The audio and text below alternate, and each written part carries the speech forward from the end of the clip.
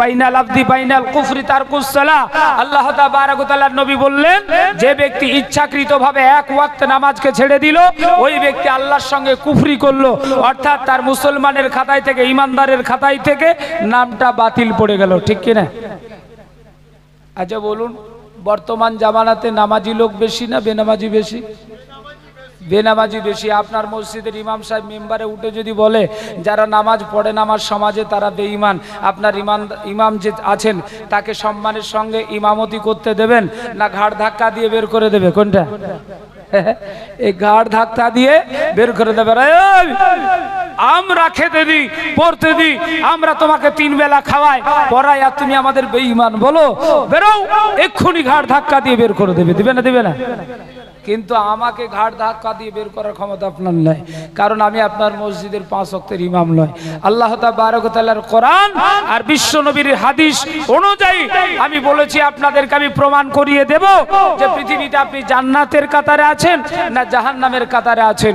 আজকে আপনারা বুঝে নেবেন যে আমরা জান্নাতের কাতারে আছি না জাহান্নামের কাতারে আছি। জি, নবীজি আমার বললেন, বাইনাল আবদি বাইনাল কুফরি তারকুস সালাহ। দুনিয়াতে যে ব্যক্তি নামাজি হবে ওই ব্যক্তি ইমানদার, যে ব্যক্তি বেনামাজি সেই ব্যক্তি বেঈমান। আল্লাহ তাবারক ওয়া তাআলার নবী তাদেরকে চিনিয়ে দিলেন, তোমরা দেখবে যে নামাজ পড়ে না ওই ব্যক্তি ইমানদার না। নবীজি বললেন, আপনার আমার কিছু করার নেই, এটা দলিল নবীজি বলেছেন। তবে আর একটা কথা এর ফাঁকে বিশ্ব নবী আমার বলেছেন, কোন বেনামাজি, ধরুন কোন বেনামাজি আছে, তা তাকে আমি ডাইরেক্ট এ কথা বলতে পারবেন না তুই জাহান্নামী, এ কথা বলা অনুমতি নেই। আল্লাহ তাবারক ওয়া তাআলা নবী বলেছেন, কাউকে কেউ ধরুন আপনি মুসলমান, একজন মেতর মুচি জুতো সেলাই করে, ওদেরকে কি বলেন? মুচি। তো এই মুচি যদি আপনার পাশ দিয়ে হেঁটে যায়, আপনি মুসলমান, আপনি তাকে বলতে পারবেন না ও মুচি। এটা আল্লাহর নবী নিষেধ করেছেন। আল্লাহ তাবারক ওয়া তাআলা বলেছেন যে কোন জাতিকে তোমরা উপহাস করবে না, কোন জাতিকে তোমরা ছোট মনে করবে না। জোরে বলুন সুবহানাল্লাহ। কারণ কেন বলেছেন? আল্লাহ তাবারক ওয়া তাআলা কোরআনুল কারীমের মধ্যে বলেছেন, ইল্লা দীনা ইনদাল্লাহিল ইসলাম। পৃথিবীতে আল্লাহ তাবারক ওয়া তাআলার কাছে একটাই ধর্ম, যার নাম হলো, একটু জোরে বলুন, ইসলাম। আমরা অনেকের মুখ থেকে শুনি, অনেকে মুফাসসির যারা বলেন যে আল্লাহ তাবারক ওয়া তাআলা অসংখ্য মানুষ দুনিয়াতে তৈরি করেছেন, আর অনেক ধর্ম অবলম্বী মানুষ আছে, বিভিন্ন ধর্মের মানুষ আছে, তবে অন্য অন্য ধর্মের চাইতে আমার ধর্ম অর্থাৎ ইসলাম ধর্ম উৎকৃষ্ট, এটা বলেন। কিন্তু আল্লাহ তাবারক ওয়া তাআলা এই কথা বলেননি। তাফসীর ইবনে কাসির খুলবেন, তাফসীর ইবনে জালালাইন খুলবেন, লেখা আছে স্পষ্ট করে, আল্লাহ তাবারক ওয়া তাআলা বলেছেন যে এই পৃথিবীতে একটাই ধর্ম, যার নাম হলো, একটু জোরে বলুন, ইসলাম। তো আমরা ইসলাম ধর্মে জন্মগ্রহণ করে আমরা খুশি না বেজার? খুশি। তো আল্লাহ তাবারক ওয়া তাআলা বলেছেন, বান্দা তোমরা তার চাইতে বেশি খুশি হবে যদি তোমরা আমল করতে পারো। কি করতে পারো? আমল। আল্লাহ কিসের জন্য দুনিয়াতে আমাদের পাঠিয়েছেন? আল্লাহ তাবারক ওয়া তাআলা সূরা মুলকের মধ্যে বলেছেন, আল্লাযী খালাকাল মাউতা ওয়াল হায়াতা লিয়াবলুয়াকুম আইয়ুকুম আহসানু আমালা। আল্লাহর কোরআন, আল্লাহ তাবারক ওয়া তাআলা বলেছে, বান্দা দুনিয়াতে একটা সময় তোমাদের এমন ছিল, তোমরা ছিলে নিষ্প্রাণ, তোমাদের প্রাণ ছিল না, তোমরা ছিলে মৃত্যু। আমি তোমাদেরকে প্রাণ দিয়েছি, জীবন দিয়েছি, শুধু জীবন আর প্রাণ তোমাদেরকে দিই নাই, আমি আল্লাহ তোমাদেরকে একটা হায়াত নামে বস্তু দিয়েছি। বান্দারে, এই দুনিয়াতে তোমরা ওই হায়াতটাকে কিভাবে কাজে লাগাবে আর কি করতেই তোমাদেরকে হায়াতটা দিয়েছি জানো? আহসানু আমালা। এই দুনিয়াতে কে কত আমল করে আসতে পারো এটা দেখার জন্য আমি দুনিয়াতে তোমাদের আমল দিয়েছি। জোরে বলুন সুবহানাল্লাহ। আমি তোমাদের হায়াত নামে বস্তুটা দিয়েছি এই জন্যে যে দুনিয়াতে কে কত আমল করে তোমরা আসতে পারো এটা দেখার জন্যেই আমি তোমাদেরকে এই হায়াতটা দিয়েছি। হায়াত কথা বলতে গিয়েই আমার একটা কথা মনে পড়ে গেল। একজন বিখ্যাত বুজুর্গ বাদশাহ, বিখ্যাত বাদশাহ, তার ধন সম্পদের কোনো অভাব ছিল না। তো একদিন রাতের বেলায় স্বপ্ন দেখছেন।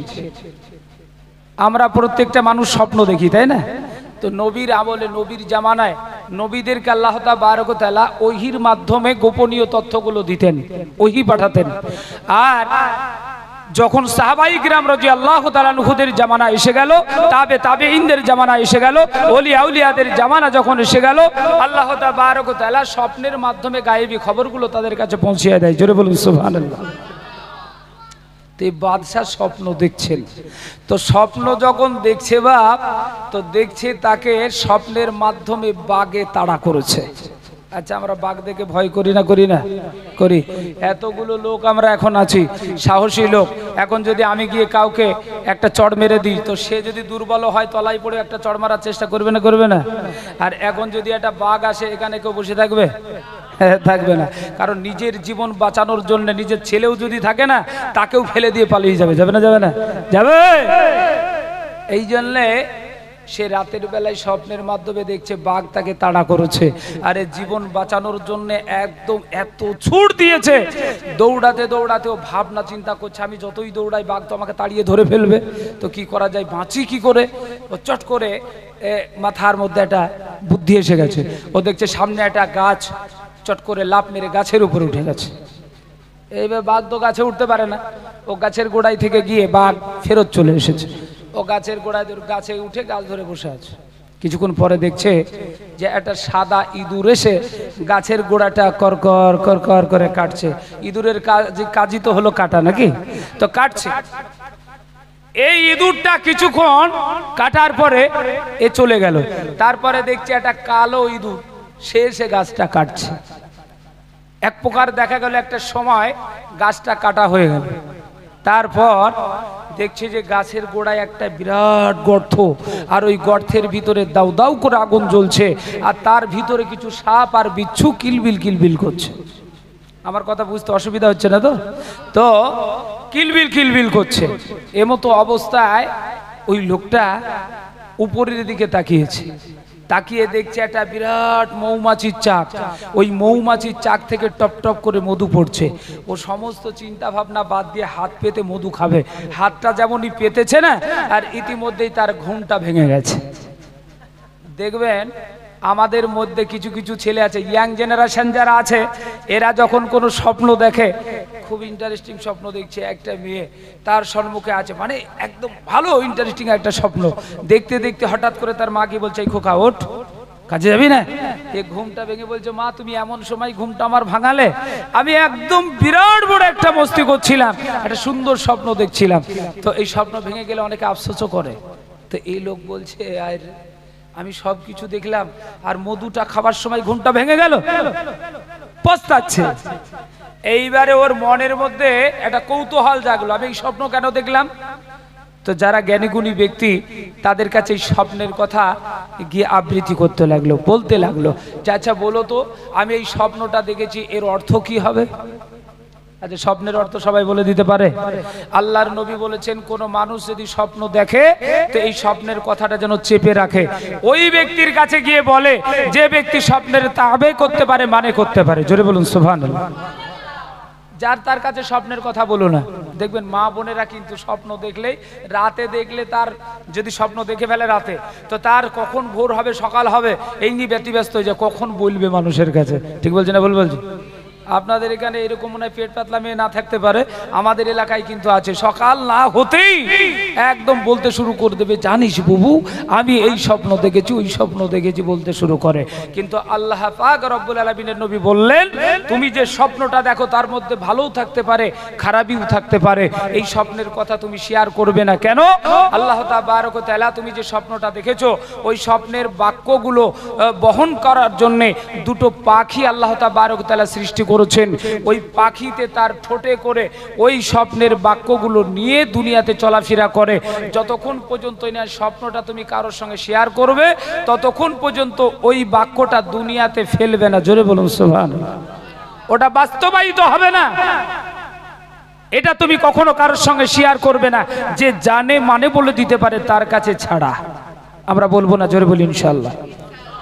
এইবারে বাদশা লোকজন খোঁজাখুঁজি শুরু করে দিয়েছে, কার কাছে গেলে আমি এই স্বপ্নের ব্যাখ্যা নিতে পারবো, কে আমার এই স্বপ্নের কথা বলে দিতে পারবে। এইভাবে ছুটতে ছুটতে সবার কাছে যাই, যার কাছে গিয়েই বলে, কেউ বলে দিতে পারে না। বলে এরকম স্বপ্নের তাবে আমার তো জানা নাই, মানে তো জানা নাই।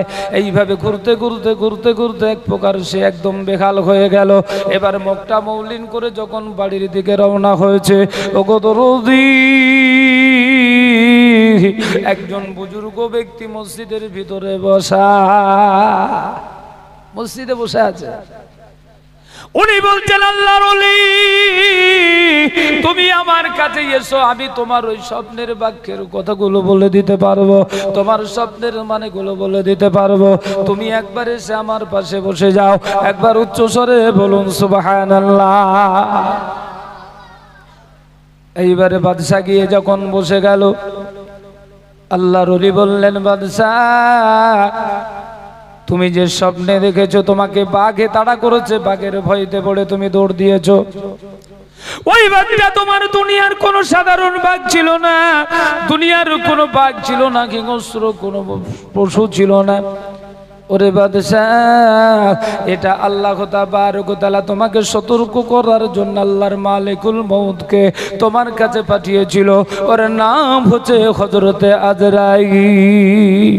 জোরে বলুন সুবহানাল্লাহ। আচ্ছা, আজরাইলের ভয় আছে না নাই? আছে।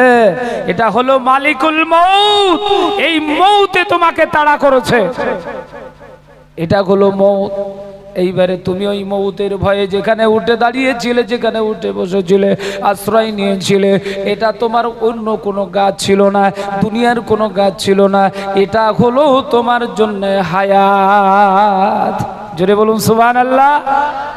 এই যে গাছে তুমি সময় অতিবাহিত করেছো, এই গাছটা হলো হায়াত, এটা হলো তোমার আয়ু। এইবারে বুজুর্গ বললেন, ওরে বাদশা, তুমি দেখেছো একটা সাদা ইঁদুর একটা কালো ইঁদুর এসে গাছটা কাটছে, ওই গাছটা কর কর কর কর করে কাটছে রে বাদশা। ওরে বাদশা,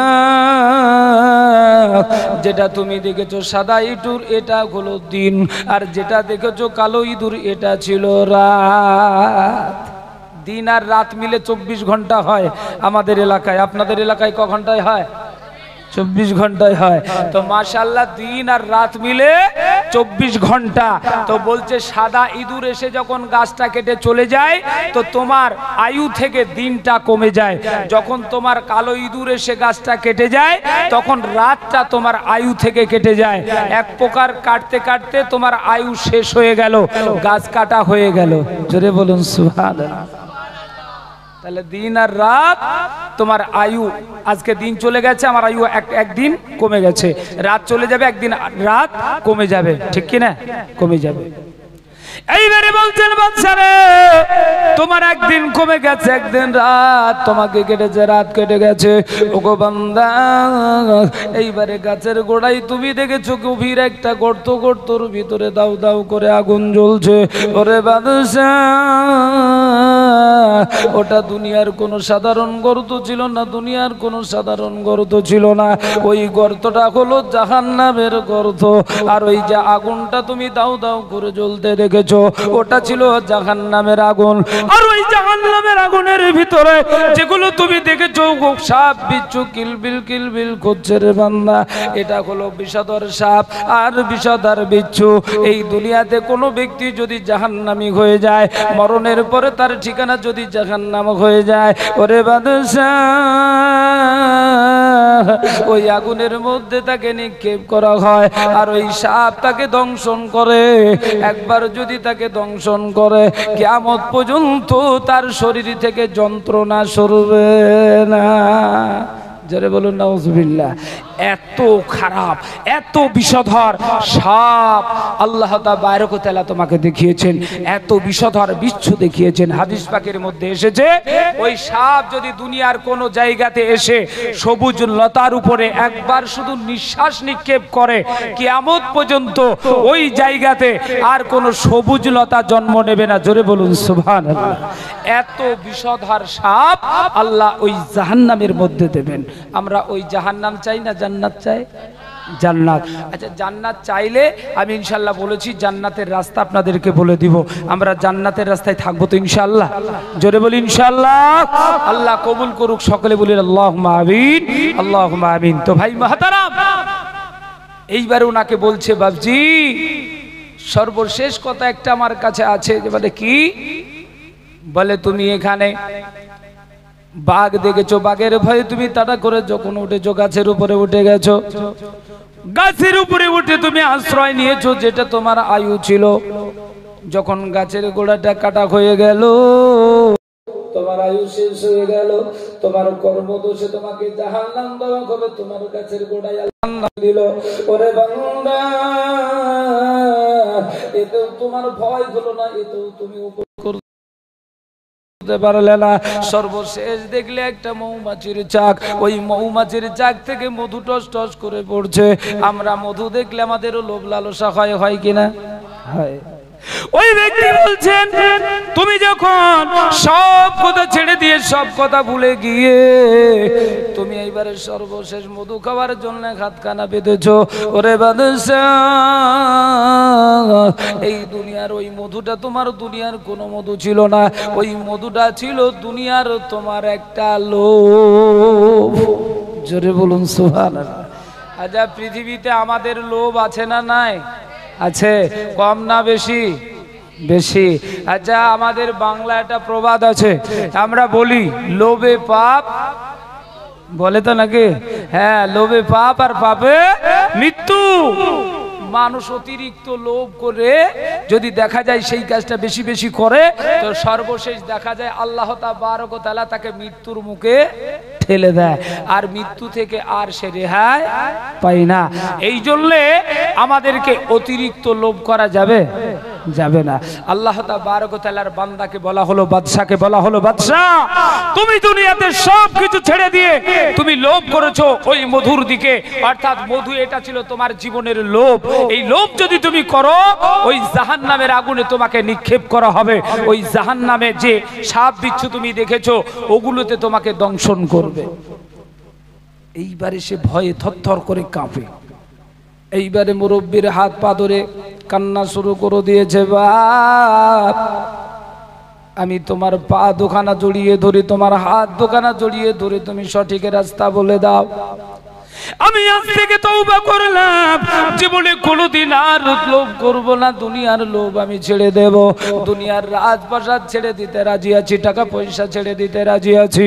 ওরে বাদশা দুনিয়ার জগতের কোনো রাজত্ব আমার দরকার নাই, আমি দুনিয়াতে আল্লাহ আল্লাহ রসুলকে পেতে চাই। ওই রাস্তাটা দয়া করে আমাকে বলে দিন। জোরে বলুন সুবহানাল্লাহ।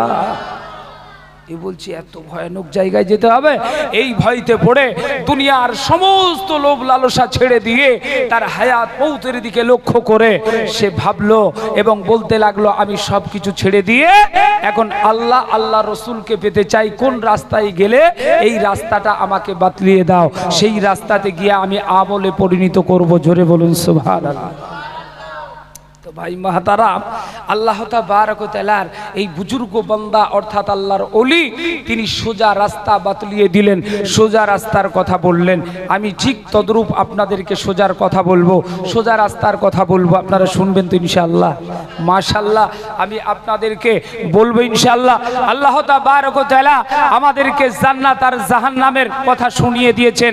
কোরআনুল কারীমে যত জায়গায় জাহান্নামের কথা এসেছে, আগে জাহান্নামের কথা কোনো জায়গায়, আগে জান্নাতের কোন জায়গায় জান্নাতের কথা, তবে আগে জাহান্নামের কথা বেশি জায়গাতে বলা হয়েছে। কারণ মানুষকে ভয় দেখানো এবং তাকে জাহান্নাম থেকে বাঁচার জন্য তাগিদ করা।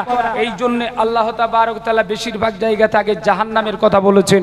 আর জাহান্নামের কথা শোনার পরে বান্দা ভয়ে আতঙ্ক হয়ে যাবে বলে আল্লাহ তাবারক ওয়া তাআলা তিনি পরে পরে জান্নাতের কথা বলেছেন। জোরে বলুন সুবহানাল্লাহ। জান্নাতের কথা বলেছেন কেন? আমার বান্দা যেন আতঙ্কে না থাকে, আমার বান্দা যেন দুনিয়াতে আল্লাহ তাবারক ওয়া তাআলার জান্নাতের সুসংবাদ পেয়ে আনন্দতেও থাকে। এই জন্য তিনি পরক্ষণে জান্নাতের কথা বলেছেন। তো ভাই মহতারাম, আমরা প্রত্যেকেই দেখতে চাই, প্রত্যেকেই যেতে চাই জান্নাতে, আমরা কেউ জাহান্নামী হতে চাই না। তবে জান্নাতে যেতে গেলে পৃথিবীতে কি কি করা দরকার, কি কি করণীয়, আল্লাহ তাবারক ওয়া তাআলা কি কি করতে বলেছেন, এই বিষয়ে আপনাদেরকে আমি একটুখানি টাচ দিয়ে যাব ইনশাআল্লাহ।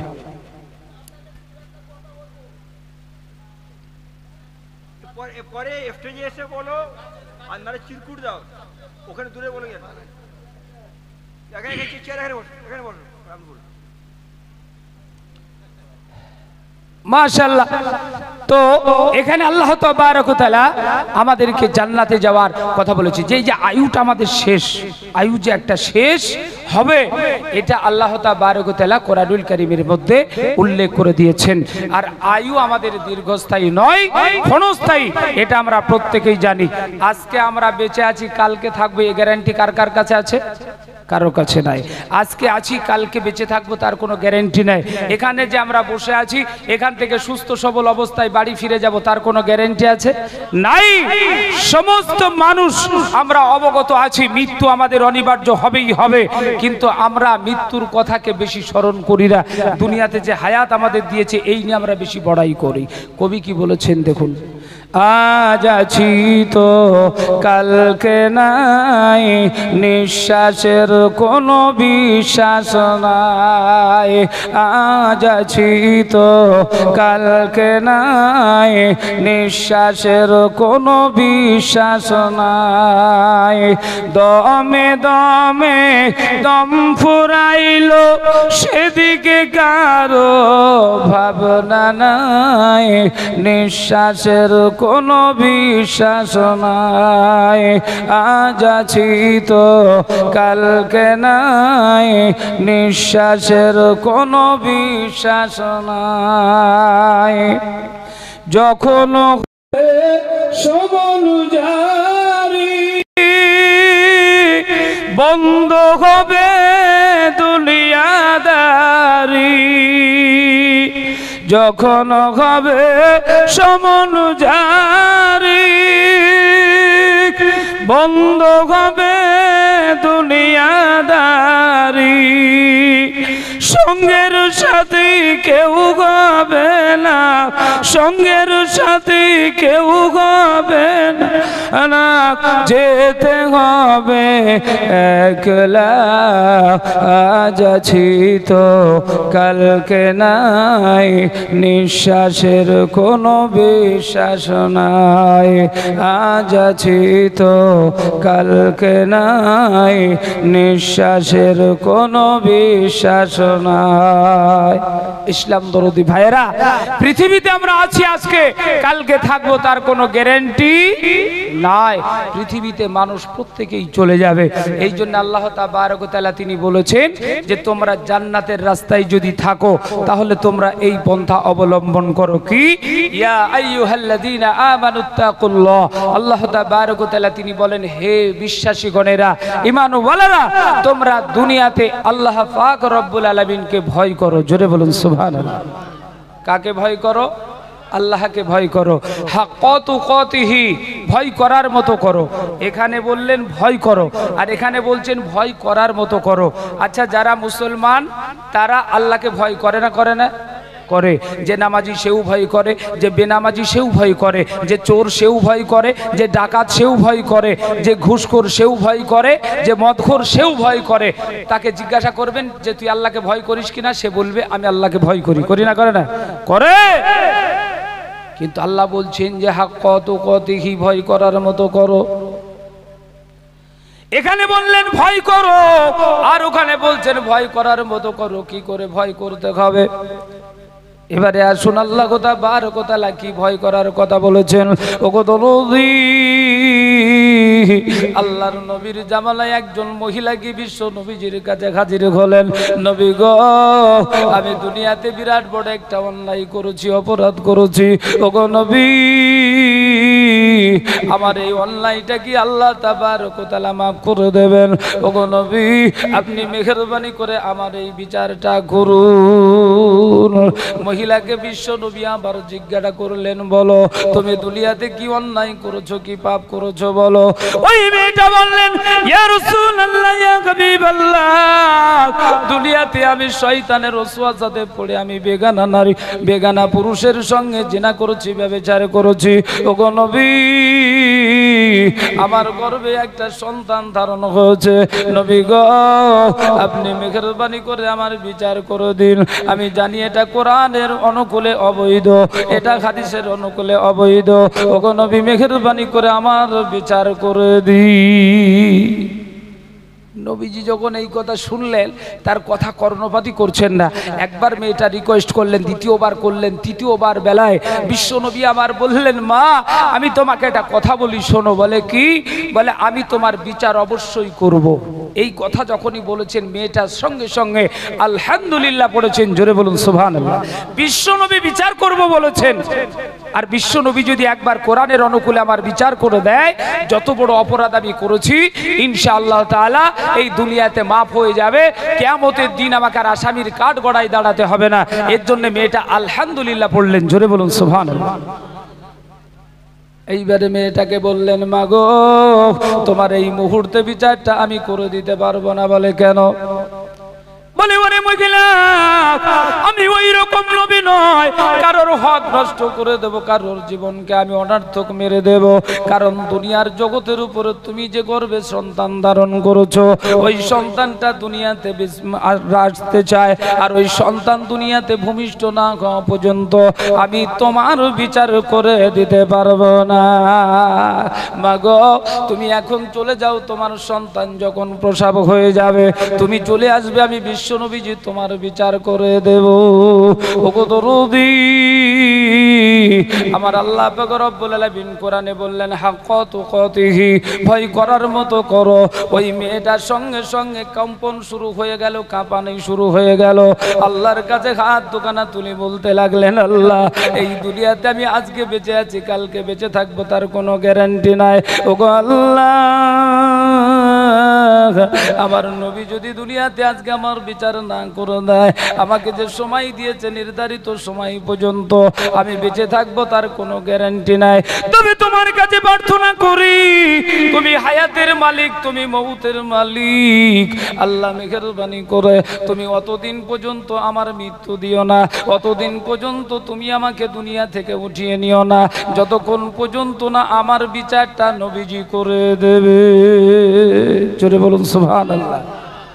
আবার নবী যতক্ষণ না বিচার করে দেবে, এই পাপের বিচার যতক্ষণ না হবে ততক্ষণ পর্যন্ত যেন আমি মৃত্যুবরণ না করি, আল্লাহর কাছে প্রার্থনা করলেন। করে তিনি বাড়ির দিকে রওনা হলেন। একদিন দুই দিন করে যখন কেটে গেল, মাসের পর মাস কেটে গেল, সন্তান দুনিয়াতে প্রসব হয়ে গেল, নাপাকি যখন দূর হয়ে গেল, বাচ্চাটা কোলে করে তুলে নিয়ে নবীজির কাছে হাজির হলেন। বিশ্ব নবীকে বললেন, নবী ও আল্লাহর রাসূল, দুনিয়াতে আপনি বলেছেন যে এই দুনিয়াতে সন্তান প্রসব হয়ে গেলে আপনি আমার বিচার করে দেবেন।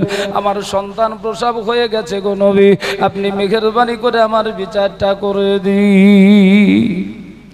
বিশ্বনবী আমার মেয়েটার মুখের দিকে তাকালেন, বাচ্চাটার মুখের দিকে তাকিয়ে দেখলেন, দেখার পরে মেয়েটাকে বললেন, মাগো আমি এই মুহূর্তে তোমার আর বিচার করে দিতে পারবো না। বলে কেন? বলে মা তোমার ওই বাচ্চা দুনিয়াতে প্রসব হয়েছে, ওই বাচ্চাটার জন্য আমার আল্লাহ পাক রব্বুল আলামিন দুনিয়াতে ভূমিষ্ঠ হওয়ার 6 মাস পূর্বে তোমার বুকের উপরে তোমার স্তনের মধ্যে তার 6 মাস ধরে আল্লাহ তাবারক ওয়া তাআলা তার জন্য খাবার স্টক করে রেখে দিয়েছে। সে 2 বছর ধরে তোমার এই দুধ পান করবে। ওগো মা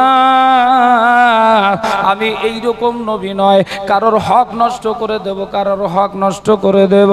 ও মা তুমি বাড়ি চলে যাও, 2 বছর পূর্ণ হয়ে যাবে, তোমার বাচ্চার হক যেদিন পরিপূর্ণ হয়ে যাবে তুমি আমি বিশ্বনবী তুমি আমার কাছে আসবে, আমি সেদিন তোমার বিচারটা করে দেব। জোরে বলুন। এইবারে মেয়েটা আরো পেরেশানে পড়ে গেলেন, আল্লাহ আবার 2 বছর আমাকে সময় টেনে বেড়াতে হবে, আল্লাহ তার মধ্যে যদি আমার মৃত্যু হয়ে যায়, বিচার যদি না হয়, তাহলে তো আমি কিয়ামতের ময়দানে আসামির কাঠ গড়াই তোমার সামনে দাঁড়িয়ে যাব। আমার সেদিন লজ্জিত অবস্থায় এই চেহারাটা নিয়ে সেদিন তোমার কাছে হাজির হতে হবে। এই টেনশনে তিনার শরীরের মধ্যে একটা কম্পন শুরু হয়ে গেল। আল্লাহর নবী বলেছেন, বান্দা যারা ঈমানওয়ালা হবে অন্যায়ের সঙ্গে সঙ্গে তাদের ভয় ভীতি শুরু হয়ে যাবে, শরীরের মধ্যে একটা কম্পন শুরু হবে। এইবারে মহিলা বাড়িতে চলে গেলেন। এইভাবে করে 1 বছর 2 বছর যখন কেটে গেল, বাচ্চার হক যখন পরিপূর্ণ হয়ে গেল, বাপজি আমার সোনাল্লালেরা, যখন ওই ব্যক্তি দুধ পান করানোর পরে বাচ্চার হক যখন পরিপূর্ণ হয়ে গেল, সঙ্গে সঙ্গে বাচ্চাটাকে কোলে করে নিয়ে নবীজির কাছে হাজির হলেন। ওগো নবীজি, আমার বাচ্চার হক আমি পরিপূর্ণ করে দিয়েছি গো নবী, আপনি মেহেরবানি করে আমার বিচারটা করে দিন। বিশ্ব নবী বললেন, মারে শরীয়ত অনুযায়ী, কোরআন হাদিস অনুযায়ী কেমন করে তোমার বিচার হবে জানো? কি শাস্তি দিয়ে তোমার বিচার হবে জানো? ওই সময় ওই মহিলা বললেন, ইয়া রাসূলুল্লাহ, ইয়া হাবিবাল্লাহ, দুনিয়াতে যত বড় কঠিনতম আযাব আমার প্রতি আসুক না কোনো, কত কঠিন আযাব আসুক না কেন, এই দুনিয়াতে মৃত্যু ছাড়া ভয়ানক পরিস্থিতি আর কি আসতে পারে? এই দুনিয়াতে বড় শাস্তি হলো মৃত্যুদণ্ড, এর চাইতে আর বেশি কিছু নয়। নবী গো, আপনি মেহেরবানি করে আমার বিচার করে দিন। বিশ্ব নবী আমার তরুণ তাজা যুবকদেরকে আহ্বান করলেন, তরুণ তাজা যুবকদেরকে আহ্বান করে বললেন, যাও এই মেয়েটার জন্য তার বুক অবধি একটা গর্ত খুঁড়ে নাও। একটা গর্ত খুঁড়ে নেওয়া হলো, ওই গর্তের মধ্যে তাকে বুক অবধি পুঁতে দাও, আর দূর থেকে তাকে পাথর দিয়ে আঘাত করো। এই পাথর দিয়ে আঘাত করতে করতে এক প্রকার মেয়েটার বুকের উপরে যখন লাগে, এমতো অবস্থায় যখন রক্তের ফোয়ারা ছুটতে শুরু করেছে, আবার বিশ্ব নবী তিনি তেনার চোখ দিয়ে টস টস করে পানি যখন পড়ছিল, ওই মেয়েটা এত কান্না করেছে, এত কান্না করেছে বাপজিরা, এই দুনিয়ার জগতের উপরে তিনি শুধু একটিবার বলেছে, আল্লাহ আমার বিশ্ব নবী আমার বিচার করেছে, বিশ্ব নবী যে আমার শরীয়ত সম্মত ভাবে বিচার করেছে, আল্লাহর নবী বিচার করেছে, এই দুনিয়াতে এটাই আমি খুশি। মৃত্যুর সময় আল্লাহ তাবারক ওয়া তাআলার নবী তিনার জন্য আল্লাহ পাক রব্বুল আলামিনের কাছে দোয়া করেছেন, সাহাবাদেরকে বলেছেন, সাহাবারা তোমরা শুনে নাও, তোমরা জেনে নাও, এই যে মেয়েটার বিচার আমি সমাধা করে দিলাম, এই মেয়েটা আল্লাহর জান্নাতে চলে গেল। জোরে বলুন সুবহানাল্লাহ। ও দরদি মুসলমান, এই দুনিয়াতে মানুষ যখন কোনো অন্যায় করবে, আল্লাহ পাক রব্বুল আলামিনের বিরোধী কোনো কাজ করবে, আল্লাহ পাক রব্বুল আলামিন বলেছেন, তোমরা বিবেক সম্পন্ন মানুষ যারা, তাদের অন্তরের মধ্যে কম্পন শুরু হয়ে যাবে, ভয়ভীতি শুরু হয়ে যাবে, তারাই হবে দুনিয়াতে পূর্ণ ঈমানদার। জোরে বলুন। তো ভয় ভীতি আমাদের অন্তরে আছে তো? জি জি, ভয় কেমন থাকা দরকার? আল্লাহ তাবারক ওয়া তাআলা তিনি বলেন যে আমি পৃথিবীতে তোমাদেরকে যে আমলগুলো দিয়েছি তার মধ্যে শ্রেষ্ঠতম আমল, তার নাম হলো নামাজ। প্রত্যেক দিন আমি তোমাদের 5 ওয়াক্ত নামাজকে ফরজ করেছি। দুনিয়াতে কোনো ঈমানওয়ালা যদি গুরুত্ব সহকারে 5 ওয়াক্ত নামাজকে পড়ে আদায় করে, আল্লাহ তাবারক ওয়া তাআলা তিনি নবীজিকে বললেন, নবী গো, এই দুনিয়াতে 5 ওয়াক্ত নামাজ যদি কোনো উম্মতি পড়ে, আমি আল্লাহ তাবারক ওয়া তাআলা 5 ওয়াক্তের পরিবর্তে 50 ওয়াক্ত নামাজের নেকি তার আমলনামায় লিখে দেব। জোরে বলুন সুবহানাল্লাহ। আর যদি কোনো ব্যক্তি ইচ্ছাকৃত 1 ওয়াক্ত নামাজকে ছেড়ে দেয়, আল্লাহ তাবারক ওয়া তাআলা তিনি বললেন যে আমি দুনিয়া থেকে আসার পরে 1 ওয়াক্ত নামাজের কারণে তাকে আমি 80 হুকবা দোজখের মধ্যে নিক্ষেপ করব। কোন মুফাসসিরিনগণ বলেছেন 2,88,00,000 বছর, কোন মুফাসসিরগণ বলেছেন 2,88,000 বছর তাকে জাহান্নামের আগুনে পড়তে হবে। তা ভাই মহতারাম, আমরা 1 ওয়াক্ত নামাজ যদি ইচ্ছাকৃত ছেড়ে দিই, 2,88,000 অথবা 2,88,00,000 বছর জাহান্নামের আগুনে আমাদেরকে পড়তে হবে। আমরা জাহান্নামের আগুনে পোড়ালো কম না বেশি? একটু কথা বলুন, কথা বলুন। জাহান্নামে যে পুড়বে 1 ওয়াক্ত নামাজের কারণে, এই লোক আমাদের সংখ্যায় বেশি না কম? বেশি। কারণ আমরা ইচ্ছাকৃত বহু মানুষ নামাজ ছেড়ে দিই। চায়ের দোকানে গল্প করছি, মসজিদে আজান হচ্ছে, মসজিদে কয়েকজন মুসলিমে নামাজ পড়ে, বাকি লোক সব বেনামাজি, এরা চায়ের দোকানে চা পান করে, বিড়ি পান করে, অথচ বসে বসে গল্প করে। তারাও মুসলমান, যারা মসজিদে গিয়ে নামাজ পড়ে এরাও মুসলমান। ঠিক বলছি না ভুল বলছি? মাশাআল্লাহ, আমি আপনাদেরকে বলবো শোনা আমার, এই দুনিয়াতে আল্লাহ বলেছেন হাক্কা তুকাতিহি, ভয় করার মতো করো। কেমন ভয়?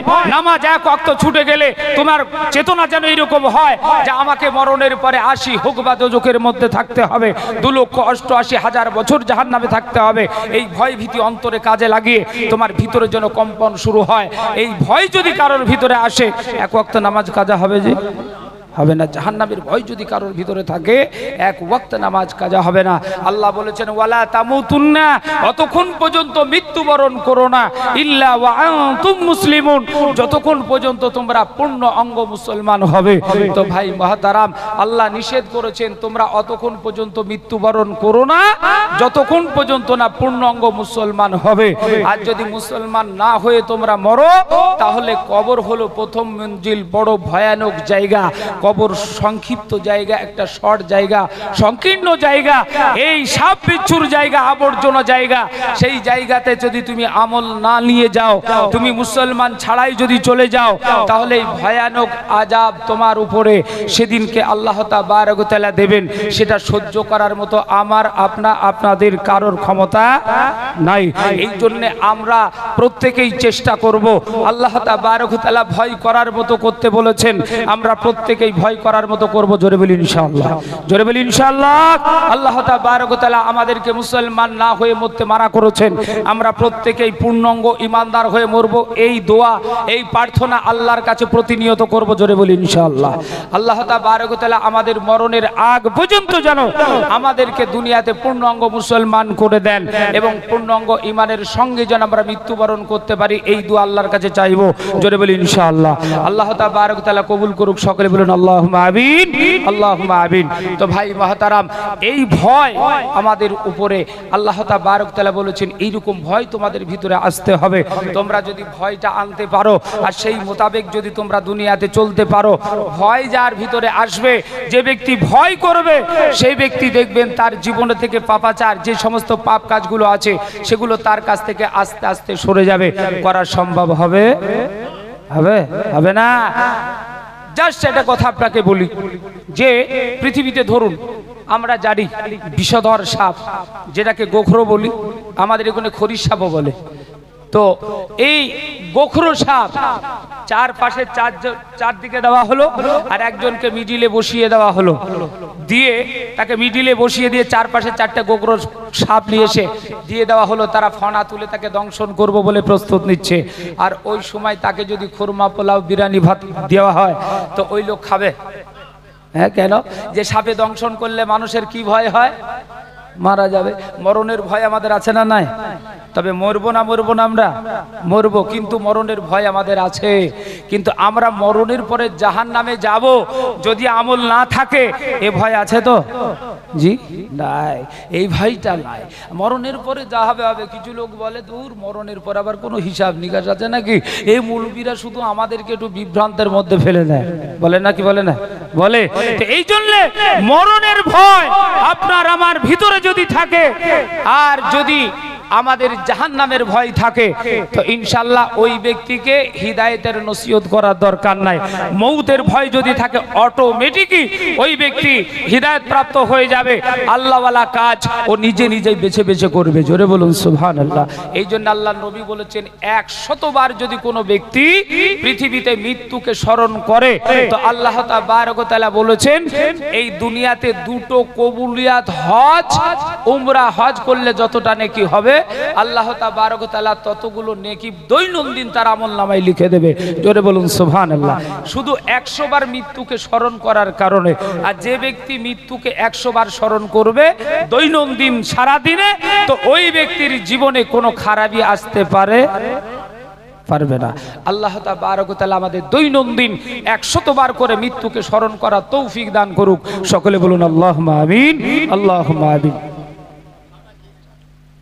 মাশাআল্লাহ। আমাকে পানি দিন, চা খাবো না। তো আল্লাহ তাবারক ওয়া তাআলা আমাদেরকে উৎকৃষ্ট করে বানিয়েছেন।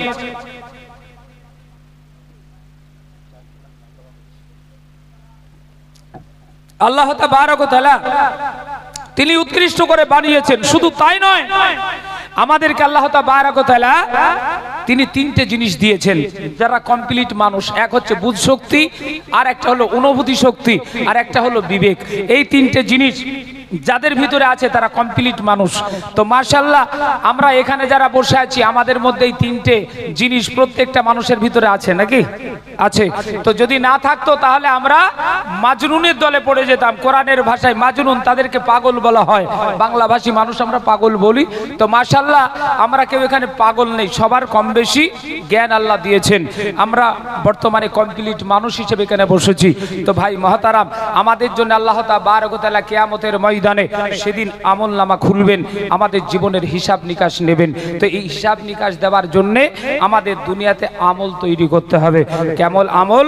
আল্লাহ তাবারক ওয়া তাআলা কোরআনুল কারীমের মধ্যে অন্য আয়াতের মধ্যে বলেছেন, ইয়া আইয়ুহাল্লাযীনা আমানু কু আনফুসাকুম ওয়া আহলিকুম নারা। আল্লাহ তাবারক ওয়া তাআলা তিনি বললেন, হে বিশ্বাসীগণেরা, ঈমানওয়ালারা, এই দুনিয়াতে তুমি নিজে বাঁচো আর তোমার আহাল বাঁচাও জাহান্নামের আগুন থেকে। কিসে থেকে? জাহান্নামের আগুন থেকে। তবে একটা কথা আপনাকে বলি, আপনাদের বলি, আমরা প্রত্যেকেই জাহান্নামের আগুন থেকে বাঁচতে চাই, কিন্তু আমাদের আহাল বর্গকে জাহান্নামের আগুন থেকে বাঁচাতে চাই না বা পারি না। চাইও না, পারিও না, মানে চেষ্টাও করি না। কেন? একজন ব্যক্তি আছে, ধরুন 5 ওয়াক্ত নামাজ আদায় করে, সারাদিন 5 ওয়াক্ত নামাজ আদায় করে, রাতের বেলায় গভীর রাত্রিরে উঠে তাহাজ্জুদের নামাজ আদায় করে। ওই ব্যক্তি বাড়িতে তার বিবি নামাজ পড়ে না, ছেলে নামাজ পড়ে না, মেয়ে নামাজ পড়ে না, বৌমা নামাজ পড়ে না, ওই বাড়ির ফ্যামিলিতে আর বাকি লোক কেউ নামাজ পড়ে না, কিন্তু ইনি 5 ওয়াক্ত নামাজের সঙ্গে তাহাজ্জুদের নামাজ আদায় করে। এরকম লোক আছে না? নাই? আছে। এরা বাড়িতে গিয়ে তার নিজের বিবিকে নামাজের কথা বলে না, নিজের বৌমাকে নামাজের কথা বলে না, নিজের সন্তানকে নামাজের কথা বলে না, নিজের মেয়েকে নামাজের কথা বলে না। আল্লাহ বললেন, ইয়া আইয়ুহাল্লাযীনা আমানু কু আনফুসাকুম ওয়া আহলিকুম নারা। ইমানদারদের জন্য বললেন যে বান্দা, তুমি শুধু একা একা জান্নাতে যাওয়ার জন্য ভেবো না, তুমি একা একা জাহান্নাম থেকে বাঁচার জন্য ভেবো না। তুমি দুনিয়াতে তুমি নিজে বাঁচো আর তোমার আহালকে বাঁচাও, তোমার বিবিকে বাঁচাও, বাচ্চাকে বাঁচাও, তোমার ছেলে মেয়েকে বাঁচাও, বাপ মাকে বাঁচাও, ভাইকে বাঁচাও, তাদেরকে জাহান্নাম থেকে বাঁচাও। তুমি তাদের কাছে জাহান্নাম থেকে বাঁচার আর জান্নাতে যাওয়ার নসিহত করো। আমরা এই নসিহত করি জি? করি না। নামাজ আমরা নিজে পড়ি, আজান হলো মসজিদে গেলাম, নামাজ পড়লাম।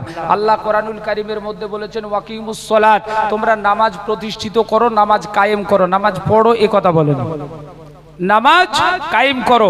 তো এই নামাজ প্রতিষ্ঠিত করা, কায়েম করা আর নামাজ পড়া, এর মধ্যে পার্থক্য আছে। নামাজ পড়া মানে আপনি পড়ুন, নামাজ আপনি পড়বেন 1 বছর, আর নামাজ কায়েম করা মানে বহু বছর। এখানে নামাজ কায়েমের শব্দ আপনি যদি ব্যাখ্যা করতে যান তো তাফসীরে যেটা লেখা আছে সেই অনুযায়ী আপনাকে কিভাবে আমল করতে হবে। আপনি নিজে যখন নামাজ পড়বেন, ফজরের সময় আপনি উঠছেন নামাজের জন্যে, ওঠার পরে আপনি বাড়ির প্রেসিডেন্ট, আপনি ওই বাড়ির গার্জিয়ান, আপনি প্রত্যেকটা কাজকর্ম আপনার হুকুম অনুযায়ী চলে, প্রত্যেকটা কাজকর্ম আপনার হুকুম অনুযায়ী হয়। কিন্তু আপনি যখন নামাজ পড়তে যাচ্ছেন, ফজরের সময় আজানের ধ্বনি কানে আসলো, আপনি টুক করে বিছনা ছেড়ে দিয়ে উঠে ওযু করে মসজিদে চলে গেলেন। আপনার বিবি ঘুমায়, আপনার ছেলে ঘুমায়, আপনি দুনিয়াতে মায়া করছেন। ছেলে একটা অফিসে চাকরি করে রাত 12টায় বাড়ি ফিরেছে, এখন ফজরের সময় নামাজে তার ঘুমটা ভাঙিয়ে দেব, কষ্ট হবে। এই জন্য আপনি ছেলেকে ঘুম থেকে জাগালেন না। আপনি ভাবলেন যে মেয়ে আমার এবার MBBS পরীক্ষা দেবে, আর আমার স্টার পাওয়া মেয়ে এখন সারা রাত ধরে পড়েছে, মেয়েটা ঘুমোচ্ছে, এখন যদি আমি ডাকি তো কষ্ট পাবে, এই জন্য তাকে ডাকলেন না। আপনার বিবি তাকে আপনার ডাকার মতো সাহসী নেই, নামাজের কথা বলারই সাহস নেই, আপনি একাকী মসজিদে চলে গেলেন।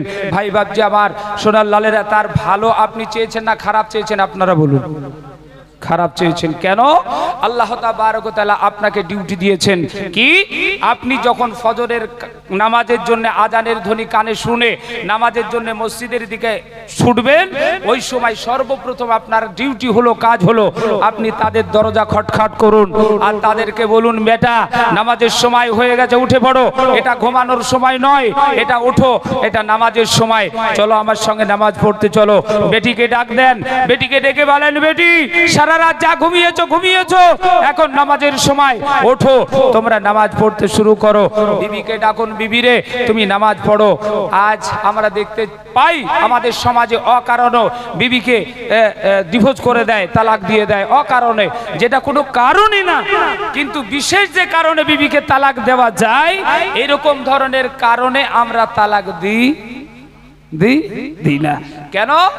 যদি একটা বিবি নামাজ না পড়ে, আমি 5 ওয়াক্ত নামাজ পড়ি, বিবিকে আমি বলছি বিবি তুমি নামাজ পড়ো, বিবি তুমি নামাজ পড়ো। দ্বিতীয় দিন আল্লাহ রসুল বললেন যে দ্বিতীয় দিন যখন তুমি যাবে, সে যখন তোমার কথা শুনলো না, তাকে বলো বিবি তুমি যদি নামাজ না পড়ো তো আজকে থেকে তোমার হাতে আমি খাওয়া বন্ধ করে দেব। আচ্ছা বিবি ভয় পাবে না? পাবে না? পাবে। আচ্ছা কোন পুরুষ এই কথা বলেছেন বিবি তুমি যদি নামাজ না পড়ো তোমার হাতে খাওয়া বন্ধ করে দেব? এক নাম্বার হলো আপনি আপনার দায়িত্ব এড়াতে পারবেন যদি বলে থাকেন। দ্বিতীয় নাম্বার, আপনার বিবি যদি সেটা শুনে সে আমলে পরিণত করে, সে যদি নামাজি হয়ে যায়, তাহলে তাকে জাহান্নাম থেকে বাঁচাতে পারবেন। দুটো লাভ আপনার হলো। তো ভাই মহতারাম, আপনাদের ডিউটি আমাদের ডিউটি আমরা না করার কারণে আমাদের ছেলে মেয়ে, আমাদের বিবি বাল বাচ্চা তারা অজ্ঞ, তারা বেনামাজি এবং আল্লাহর নাফরমানি করে দৈনন্দিন আমাদের সঙ্গে একই থালায় একই খাঞ্চায় বসে খাচ্ছে। ঠিক কিনা একটু কথা বলুন। তাহলে আমরা সেগুলো পরিবর্তন করতে পারি না। আজকে দুনিয়াতে যদি আপনি মনে করেন আপনি 5 ওয়াক্ত নামাজ পড়েছেন, রোজা করেছেন, আপনি এই যাকাত দিয়েছেন, হজ করেছেন, সবকিছু করেছেন, এমনকি তাহাজ্জুদের নামাজ পড়েছেন, আপনি কি জান্নাতের কাতারে আছেন না জাহান্নামের কাতারে আছেন? কোরআনের ভাষায় শিখুন। কোরআনের ভাষায় কি বলে শুনুন। বুখারী শরীফের হাদিসের মধ্যে একটা ঘটনা এসেছে। পৃথিবীতে নামাজ পড়েছে এক শ্রেণীর মানুষ, তারা নামাজ পড়েছে, রোজা হজ করেছে, যাকাত দিয়েছে, ওগো দরদি তার দুনিয়াতে সমর্থ ছিল, হজ করে এসেছে, আল্লাহ পাক রব্বুল আলামিনের কোরআন অনুযায়ী সে যাকাত প্রদান করেছে, দুনিয়াতে তাহাজ্জুদের নামাজও আদায় করেছে। এরকম ধরনের ব্যক্তি যদি দৈনন্দিন মসজিদে আনাগোনা করে, এই এলাকার মানুষ তাকে ভালো বলবে না খারাপ বলবে? একটু কথা বলুন। ভালো বলবে। ভালো মুসল্লি, সে 5 ওয়াক্ত নামাজ পড়ে, সেই সঙ্গে সে তাহাজ্জুদের নামাজও পড়ে গো। যদি কোনো বাচ্চা কোনো ছেলে মেয়েকে যদি অসুস্থ হয় তো দেখবেন তার কাছে ফুক দিতে নিয়ে যাবে। ঠিক বলছি না ভুল বলছি? কারণ এটা আল্লাহওয়ালা মানুষ, তো তাকে ভালো বলে তার কাছে যাবে। এইবারে আল্লাহ বলেন বান্দারে, ওই ব্যক্তি এমন একটা সময় এসে যাবে, ওই সময় সে যখন মৃত্যুবরণ করবে, ওই ব্যক্তিটা যেদিন হাসরের ময়দানে উঠবে, পৃথিবীর মানুষ যাকে ভালো বলে দুনিয়াতে সে যেমন আমল করেছে, আমলটা সে ভালো করেছে, এর বিনিময়ে মরার পরে আল্লাহ তাবারক ওয়া তাআলা তাকে জান্নাত দিবে। দিবে না? দিবে না? দিবে। তো আল্লাহ তাবারক ওয়া তাআলা এখানে বলছেন যে ওই ব্যক্তিকে আমি জান্নাতে দিব। জান্নাতে ঘোষণা দেওয়ার আগেই আল্লাহ তাবারক ওয়া তাআলা দেখছেন যে জান্নাতে ওকে আমি ঘোষণা দিব, তার পূর্বে উনি দেখছেন যে এক শ্রেণীর মানুষ তার বিপক্ষে কিছু অভিযোগ এনে আল্লাহর কাছে দায়ের করেছে, কিছু অভিযোগ দিয়েছে যে আল্লাহ একে এতক্ষণ পর্যন্ত জান্নাতে দেবেন না যতক্ষণ পর্যন্ত না ও আমাদের এই জবাব না দেবে। জোরে বলুন নাউজুবিল্লাহ। সে এত বড় একটা আমল করেছে, করার পরেও একটা অভিযোগকারী গিয়ে অভিযোগ দিয়েছে অতক্ষণ জান্নাতে দেবেন না যতক্ষণ না আমাদের এই ফায়সালা হবে। সুবহানাল্লাহ। দাঁড়িয়ে আছে, এ তো ভাবছে আমি এত নেক কাজ করেছি আল্লাহ জান্নাতে দেবে। দুনিয়াতে তার এত নেক কাজ আছে, আল্লাহ তাবারক ওয়া তাআলা দেখছে তার নেকি জমতে জমতে জমতে পাহাড় সমপরিমাণ নেকি হয়ে গেছে, কিন্তু সেই ব্যক্তিকে জান্নাতে দেওয়ার আগে দেখছে বিরাট অভিযোগকারীর একটা দল এসে দাঁড়িয়ে গেছে। 1 নাম্বার অভিযোগকারী হলো তার সন্তান। কে কে গো? সন্তান। দ্বিতীয় নাম্বার অভিযোগকারী তার মেয়ে। তৃতীয় নাম্বার অভিযোগকারী হবে তার বিবি। চতুর্থ নাম্বার অভিযোগকারী হবে তার প্রতিবেশী। কারণ আল্লাহর নবী বলেছেন বান্দারে এই দুনিয়াতে তুমি একজন নামাজি আছো, পরিবার নামাজি আছে, তুমি আল্লাহওয়ালা আছো, পাক রব্বুল আলামিন তোমাকে দায়িত্ব দিয়েছি তোমার ওই এলাকার মধ্যে তোমার বাড়ি থেকে নিয়ে চতুর্পাশে 40 জনের করে খবর নেবে। কতজনের? কজনের নিয়েছেন? নিয়েছে গো? নাই নাই। কোন মুসল্লি মসজিদে যদি এক ওয়াক্ত যায় আর দ্বিতীয় ওয়াক্ত যদি প্রেজেন্ট না থাকে, আমরা মুসল্লি তার জন্য কটূক্তি শুরু করে দেই, আমরা পর সমালোচনা শুরু করে দিই। ব্যক্তি এক ওয়াক্ত নামাজ পড়ে তো দুই ওয়াক্ত ছেড়ে দেয়, বলে না? আল্লাহর নবী বলেছেন, বান্দারে আগে থেকে তোমরা মন্তব্য করবে না, খারাপই কিছু ভাববে না। ওই ব্যক্তি এক ওয়াক্ত নামাজ পড়ে গিয়েছে, দ্বিতীয় ওয়াক্তর সময় তার শরীর খারাপ হতে পারে না? পারে না? পারে। আগে তুমি খোঁজ নাও, তার দেখো আগে কি সমস্যা আছে, তারপরে তুমি আলোচনা করবে। এর নাম হলো ইসলাম। বিশ্বনবী তিনি বলেছেন, বান্দা এই দুনিয়াতে তোমার বাড়ি থেকে নিয়ে চতুর্পাশে তুমি 40 জন করে খবর নেবে। এক নাম্বারে নিজের সন্তান, দ্বিতীয় নাম্বারে নিজের মেয়ে, তৃতীয় নাম্বার হলো বিবি, আর চতুর্থ নাম্বার হলো প্রতিবেশী। এর আগে আল্লাহর কাছে দরখাস্ত দেবে, আল্লাহ আমাদের সমাধান যতক্ষণ না হবে ও যেন জান্নাতে না যায়। তাহলে আপনি আমি জান্নাতে যে যাব, আমরা যে মেহনত করেছি, আমরা এই রাতের অন্ধকারে, এই যে শীতের মৌসুম, শীতের কাপড় কেথা সবকিছু ফেলে দিয়ে শীতকে অতিক্রম করে শুধু আল্লাহর ভয়ে গিয়ে মসজিদে তাহাজ্জুদের নামাজ আদায় করেছি, রাতের পর রাত কাটিয়ে দিয়েছি শুধু জান্নাত পাওয়ার আশায়, তাই তো নাকি? জান্নাত পাওয়ার আশায়। তারপরে গিয়ে শুধু সেখানে আসামির কাঠগড়ায় দাঁড়িয়ে যদি কৈফিয়ত দিতে হয়, তাহলে আমাদের আমল করা আর না করার সমান হয়ে গেল না জি? হ্যাঁ। এইবারে তিনি বললেন, আল্লাহ তাআলার কাছে বলা হলো, আল্লাহ এই অভিযোগ আমরা দিয়ে দিলাম, যতক্ষণ না সমাধান হবে সে যেন জান্নাতে না যেতে পারে। ওগো দরদি, ওই সময় ওই ব্যক্তিকে দাঁড় করিয়ে বলবেন, আল্লাহ বান্দারে আমি তোমার আমলে খুশি ছিলাম, তোমার আমলে আমি খুশি হয়েছিলাম, তোমাকে আমি জান্নাত দিব এই আশা করে নিয়ে আমি বসেছিলাম, কিন্তু কিছু অভিযোগকারী তোমাকে জান্নাত থেকে জান্নাতে দেওয়ার জন্য, তোমাকে জান্নাতে না দেওয়ার জন্য অভিযোগ করেছে।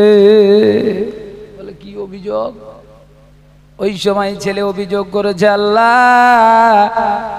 আমি দুনিয়াতে তিনার সন্তান ছিলাম, আমি যখন ছোট থেকে বড় হয়েছি আমাকে আমার আব্বা জান যা কিছু হুকুম করেছে আমি তাই কিছু শুনেছি গো আল্লাহ, কিন্তু আমার আব্বা জান কোনোদিন আমাকে নামাজের জন্য তালিম দেয় নাই, নামাজের জন্য মারে নাই, আমাকে রোজার জন্য তালিম দেয় নাই, রোজার জন্য মারে নাই। ওগো আল্লাহ আজকে আমি জান্নাতে জাহান্নামে যাব, আমার আব্বা জান্নাতে যাবে, কিন্তু আব্বা তো এই ডিউটি পালন করে নাই, কি করে এখন আব্বা জান্নাতে যাবে আর আমরা কেন জাহান্নামী হয়ে যাব? এই জন্য আল্লাহ পাক রব্বুল আলামিনের কাছে তারা দরখাস্ত দিয়ে দেবে। আচ্ছা বলুন, আপনি নামাজি হয়ে জান্নাতে যেতে পারবেন না? ঘাড় ধরবে, কলার ধরবে, ধরে বলবে, আব্বা দুনিয়াতে তুমি আমার আব্বা ছিলে, দায়িত্ব পালন করেছো, তুমি দুনিয়াতে আমাকে হুকুম করেছো, আমি দুনিয়াতে পাঙ্কানো ভাবে সেটা পালন করেছি, কিন্তু আজকে দুনিয়া থেকে আসার পরে তুমি জান্নাতে চলে যাবে আমলের বিনিময়ে, আমি আমল না করার বিনিময়ে জাহান্নামে চলে যাব। ওই তো তুমি আমাকে ছোট থেকে আমলের শিক্ষাও নাই, আমরা দিই না, যদি না দিয়ে থাকি আজ থেকে দেওয়ার চেষ্টা করুন, সন্তানকে জাহান্নাম থেকে বাঁচানোর চেষ্টা করুন। নিজের বিবি বলবেন, নিজের মেয়ে বলবেন, আল্লাহ আমাকে সেদিন যদি পর্দা রাখতো, যদি আমাকে নামাজি বানাতো, কোরআন পড়ানোওয়ালা বানাতো, তাহলে আমি তো দুনিয়াতে এরকম ভাবে জাহান্নামী হয়ে যেতাম না। ওগো আল্লাহ আজকে মেহরবানি করে তাকে তুমি কৈফিয়ত নাও। এই কৈফিয়ত দিতে দিতে দিতে দিতে দিতে দিতে এক প্রকার তার নেকিগুলো সব শেষ হয়ে যাবে। আল্লাহ তাবারক ওয়া তাআলা বান্দাকে প্রশ্ন করবে, বান্দা তুমি যে আকাশ ছোঁয়া নেকি করেছিলে, তোমার নেকিগুলো শেষ হয়ে গেছে, তোমার নেকিগুলো সব ফুরিয়ে গিয়েছে, এখন তুমি বলো জান্নাতে যাবে কি করে? ও দরদি, দুনিয়াতে আমরা আমল করেছি কিন্তু জান্নাতি হতে পারবো না যদি আমাদের পরিবার পরিজনকে নামাজের মধ্যে না দিয়ে যেতে পারি, ইসলাম ধর্মের মধ্যে যদি পরিপূর্ণ না নিয়ে যেতে পারি। দরদি, এই দুনিয়াতে আমি নামাজ পড়বো জান্নাত পাওয়ার আশায়, আমার বিবিকে নামাজ পড়াবো জান্নাত পাওয়ার আশায়, আমার ছেলে ছেলেকে নামাজ পড়াবো জান্নাত পাওয়ার আশায়, মেয়েকে নামাজ পড়াবো জান্নাত পাওয়ার আশায়। যদি আমরা এই ডিউটি দুনিয়াতে পালন করি তাহলে আমি জান্নাতি, আমার ছেলে জান্নাতি, আমার মেয়ে জান্নাতি, বিবি জান্নাতি। আমরা দুনিয়াতে যেমন একই ফ্যামিলিতে ছিলাম, এক সংসারে ছিলাম, কিয়ামতের ময়দানে আল্লাহ তাবারক ওয়া তাআলা এই রহমতের সংসারটা, বরকতের সংসারটার যতগুলো মেম্বার ছিল তাদের একই জান্নাতে ভরে দিয়ে আনন্দ উপভোগ করার সুযোগ দেবে। জোরে বলুন সুবহানাল্লাহ। আমরা করব তো ইনশাআল্লাহ, ইনশাআল্লাহ। আল্লাহ তাবারক ওয়া তাআলা আমাদেরকে এই দায়িত্ব পালন করা তৌফিক দান করুক। সকলে বলুন আল্লাহুম্মা আমিন, আল্লাহুম্মা আমিন।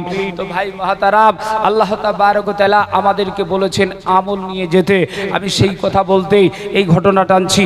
আল্লাহ তাবারক ওয়া তাআলা তিনি বলেছেন যে দুনিয়া থেকে খালি হাতে যেও না, করো কবর একটা সংকীর্ণ জায়গা, একদম সংকীর্ণ জায়গা, আর ওই কবরের মধ্যে থাকে সাপ বিচ্ছু। এই কবর হলো আবর্জনার জায়গা যদি তুমি আমল না করে যাও। আচ্ছা বলুন, বিশ্ব নবীজির স্ত্রী মা খাদিজা সর্বপ্রথম বিশ্ব নবীজির স্ত্রী ছিলেন। তো আল্লাহ তাবারক ওয়া তাআলা আমাদেরকে যখন হাসরের ময়দানে উপস্থিত করবেন সেদিন আমাদেরকে আমল দিতে হবে, সেদিন আমাদেরকে নেকি দিতে হবে, পুঁজি দেখাতে হবে। নসিব আমরা কেউ জান্নাতে যেতে পারবো না, এই জন্য আমাদেরকে আমল তৈরি করতে হবে। এবারে আসুন, আমাদের বিশ্ব নবীজির স্ত্রী, সর্বপ্রথম স্ত্রী যার নাম ছিল মা খাদিজা রাদিয়াল্লাহু তাআলা আনহা, তিনি আল্লাহ তাবারক ওয়া তাআলার কাছে কেমন আমল, কেমন পুঁজি তিনি সঞ্চয় করেছেন। কিন্তু তিনাকে আল্লাহ তাবারক ওয়া তাআলা তিনি নিজে স্বয়ং একটা সময় বিশ্ব নবী আমার মসজিদে নববীতে বসে আছেন, বারান্দায় বসে আছেন, এমতো অবস্থায় জিবরাইল আমিন আলাইহিস সালাতু ওয়াস সালাম এসে সালাম দিলেন। নবীজি অবাক হয়ে গেছেন, জিবরাইলকে দেখে অবাক হয়ে গেছেন। বলছে জিবরাইল, এটা তো আর ওহী আসার সময় নয়, ওহী তো বন্ধ হয়ে গেছে। জিবরাইল বলছেন, ইয়া রাসূলুল্লাহ, ইয়া হাবিবাল্লাহ, আমি তো এখন ওহী নিয়ে আসিনি, আমি এখানে আপনাকে দুটো খুশির সংবাদ দিতে এসেছি। জোরে বলুন সুবহানাল্লাহ। তো বললেন কি খুশি? তো বলে, এক নাম্বার খুশি হলো আমি এই সংবাদ দিতে এসেছি যে আপনার স্ত্রী মা খাদিজা রাদিয়াল্লাহু তাআলা আনহাকে আমার আল্লাহ তাবারক ওয়া তাআলা তার আমলের বিনিময়ে স্বয়ং আল্লাহ তিনাকে সালাম দিয়েছে। জোরে বলুন। আল্লাহ যাকে সালাম দেয় সে ভালো না খারাপ? ভালো।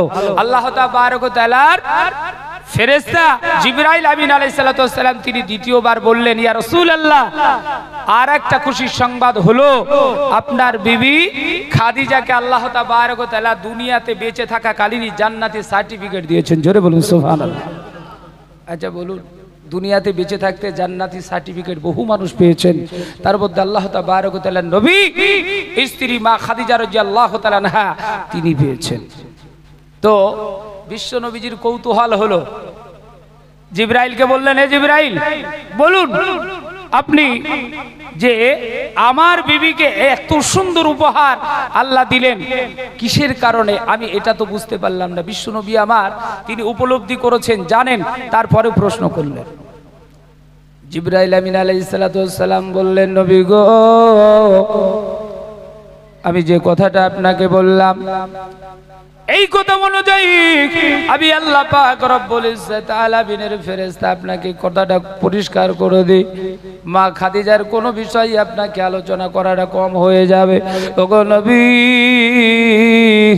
আপনি যখন ওই গারে হীরার উপরে উঠে বসে বসে তোয়াব করতেন গো নবী, ওই গারে হীরার রাস্তাটা এত হাইট, এত উঁচু জায়গা, ইয়া রাসূলুল্লাহ, ইয়া হাবিবাল্লাহ, জমিন থেকে গারে হীরার টপ পর্যন্ত যেতে 30 ফুট উচ্চতা নবী গো। আর ওই এবড়ো খেবড়ো একটা পাহাড়, ওই পাহাড়ে কোনো রাস্তা ছিল না, কোনো পথ ছিল না। ওগো নবী,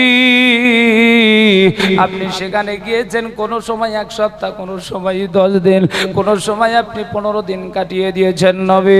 আপনার কাছে খাবার নাই, আপনার কাছে ক্ষুধার্ত নিবারণের করার কিছুই নাই নবী গো। মা খাদিজা রাদিয়াল্লাহু তাআলা আনহা বাড়িতে খাবার তৈরি করেছেন, খাবার তৈরি করার পরে মস্কে পানি নিয়েছেন, পানি নেওয়ার পরে তিনি কোনো লেবার দিয়ে নাই, কোনো কোনো বান্ধবী বান্ধব দিয়ে নয়। ওগো নবী, ওই 30 ফুট উচ্চতা পাহাড়ের উপরে আপনার কাছে মা খাদিজা যখন খাবার পৌঁছিয়ে দিতেন, যখন পাহাড়ের উপরে উঠতেন, পাহাড়টা এবড়ো বড় ছিল, কোনো পাহাড়ের উপরে একটুখানি ইটের মতো জেগে ছিল, ওই জায়গাটা ধরে আর একটা পাথরকে ধরার চেষ্টা করতো। ইয়া রাসূলুল্লাহ, ইয়া হাবিবাল্লাহ নবী, এইভাবে করে করে যখন তিনি উঠেছিলেন, নবী গো আপনার কাছে আপনার ক্ষুধার্ত নিবারণের জন্য খাবার পৌঁছিয়ে দিয়েছেন। একটিবারের যদি পা ফসকে হাত ফসকে যদি নিচে পড়ে যেত, মা খাদিজা রাদিয়াল্লাহু তাআলা আনহার স্ট্রাকচারটা, তার বডিটা চূর্ণ বিচূর্ণ হয়ে যেত। এই জীবনের মায়া না করে, জীবনের ভয় না করে আপনার কাছে সে সময় মতো খাবার পৌঁছিয়ে দিয়েছে। জোরে বলুন সুবহানাল্লাহ। কত বড় আমল! নিজের স্বামীকে খাবার পৌঁছিয়ে দিয়েছে। শুধু তাই নয়, দুনিয়ার জগতের উপরে যখন আপনি নবুয়ত লাভ করলেন গো নবী, আপনি আপনার চাচাদেরকে, আপনার আহলে বর্গকে ডাক দিয়েছিলেন, তারা কেউ আপনার প্রতি ঈমান আনে নাই, কেউ কলেমা গ্রহণ করে নাই, কিন্তু মা খাদিজা কোনো কারণ জিজ্ঞাসা করে নাই। শুধু আপনি বলেছেন কলেমা গ্রহণ করার কথা, সে একই বাক্যে কলেমা গ্রহণ করে নিয়েছে। জোরে বলুন সুবহানাল্লাহ। খাদিজার এত আমল ছিল, এত অবদান ইসলামের মধ্যে ছিল, একের পর এক হযরতে জিবরিল আমিন আলাইহিস সালাতু ওয়াস সালাম বলতে শুরু করে দিলেন। বিশ্ব নবীর আমার চোখ দিয়ে পানি পড়তে শুরু করে দিল। বিশ্ব নবীকে বললেন, ইয়া রাসূলুল্লাহ, ইয়া হাবিবাল্লাহ নবী। এই জন্য আল্লাহ তাবারক ওয়া তাআলা তার আমলে খুশি হয়ে তিনি নিজেই মা খাদিজাকে সালাম করেছে। বিশ্ব নবী খুশি হলেন। দ্বিতীয়বার জিজ্ঞাসা করলেন, খাদিজা কেন জান্নাতি সার্টিফিকেট লাভ করেছে বলো? ওই সময় হযরত জিবরাইল আমিন আলাইহিস সালাতু ওয়াস সালাম বলেন, নবী গো, আপনি নবুয়ত লাভ করার পরে কাফের বেদিনী ইহুদি নাসারাদের কাছে গিয়ে কলেমার দাওয়াত দিয়েছেন, কলেমার কথা বলেছেন। ওগো নবী, তারা কেউ কলেমা মানতে চায় না, সবাই তারা মারধর করেছে, রক্তাক্ত অবস্থা করে আপনাকে পাঠিয়ে দিয়েছে। ইয়া রাসূলুল্লাহ, ইয়া হাবিবাল্লাহ নবী। মা খাদিজা রাদিয়াল্লাহু তাআলা আনহা ঘরের দরজার গোড়ায় বসে বসে ঠেক লাগিয়ে ঘুমিয়েছে। আপনি রাতের বেলায় এসে একবার খাদিজা বলে ডেকেছেন, সঙ্গে সঙ্গে মা খাদিজা তার ডাকের সাড়া দিয়েছে। জোরে বলুন সুবহানাল্লাহ। আরবের ঘুম কোনোদিন ঘুমায় নাই। আল্লাহর নবীকে বললেন, নবী, এই সমস্ত গুলো আমলের কারণে আল্লাহ তাবারক ওয়া তাআলা, আমার আল্লাহ পাক রব্বুল আলামিন দুনিয়াতে তাকে জান্নাতি সার্টিফিকেট দিয়েছেন। একবার জোরে বলুন সুবহানাল্লাহ। ও দরুদি, আমার আল্লাহ পাক রব্বুল ইজ্জত আলামিনের নবী খুশিতে আনন্দিত হয়ে মা খাদিজার কাছে গেলেন।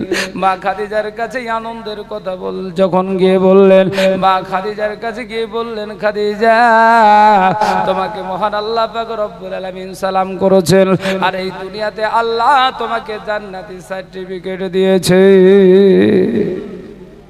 মা খাদিজা খুব খুশি, আনন্দিত হলেন। কিছুদিন পরে মা খাদিজা রাদিয়াল্লাহু তাআলা আনহা বিশ্ব নবীর পবিত্র জবান থেকে শুনতে পেলেন, খাদিজা রে, আমার খাতুনে জান্নাত মা ফাতেমা রাদিয়াল্লাহু তাআলা আনহা কিয়ামতের ময়দানে জান্নাতের সরদারিনী হবেন, জান্নাতি নারীদের সরদারিনী হবেন। আমার আল্লাহ পাক রব্বুল আলামিন মা ফাতেমাকে কাল কিয়ামতের মাঠে জান্নাতের সরদারিনী বানাবে। নবীজিকে প্রশ্ন করলেন খাদিজা, ইয়া রাসূলুল্লাহ, আমি হলাম আপনার স্ত্রী আর আমার গর্ভের সন্তান হলো ফাতেমা, তো আমি যাব জান্নাতে, আল্লাহ আমাকে জান্নাতি সার্টিফিকেট দিয়েছেন শুধু, আর মা ফাতেমাকে জান্নাতি নারীদের সরদারিনী করেছেন, কিসের কারণে এটা তো বুঝলাম না। এটা বিশাল প্রশ্ন। তো এই কথা যখন বললেন, তো মা খাদিজাকে আমার বিশ্ব নবীজি বললেন যে, খাদিজা তোমাকে একটা কথা বলি। তো বলে, বলুন।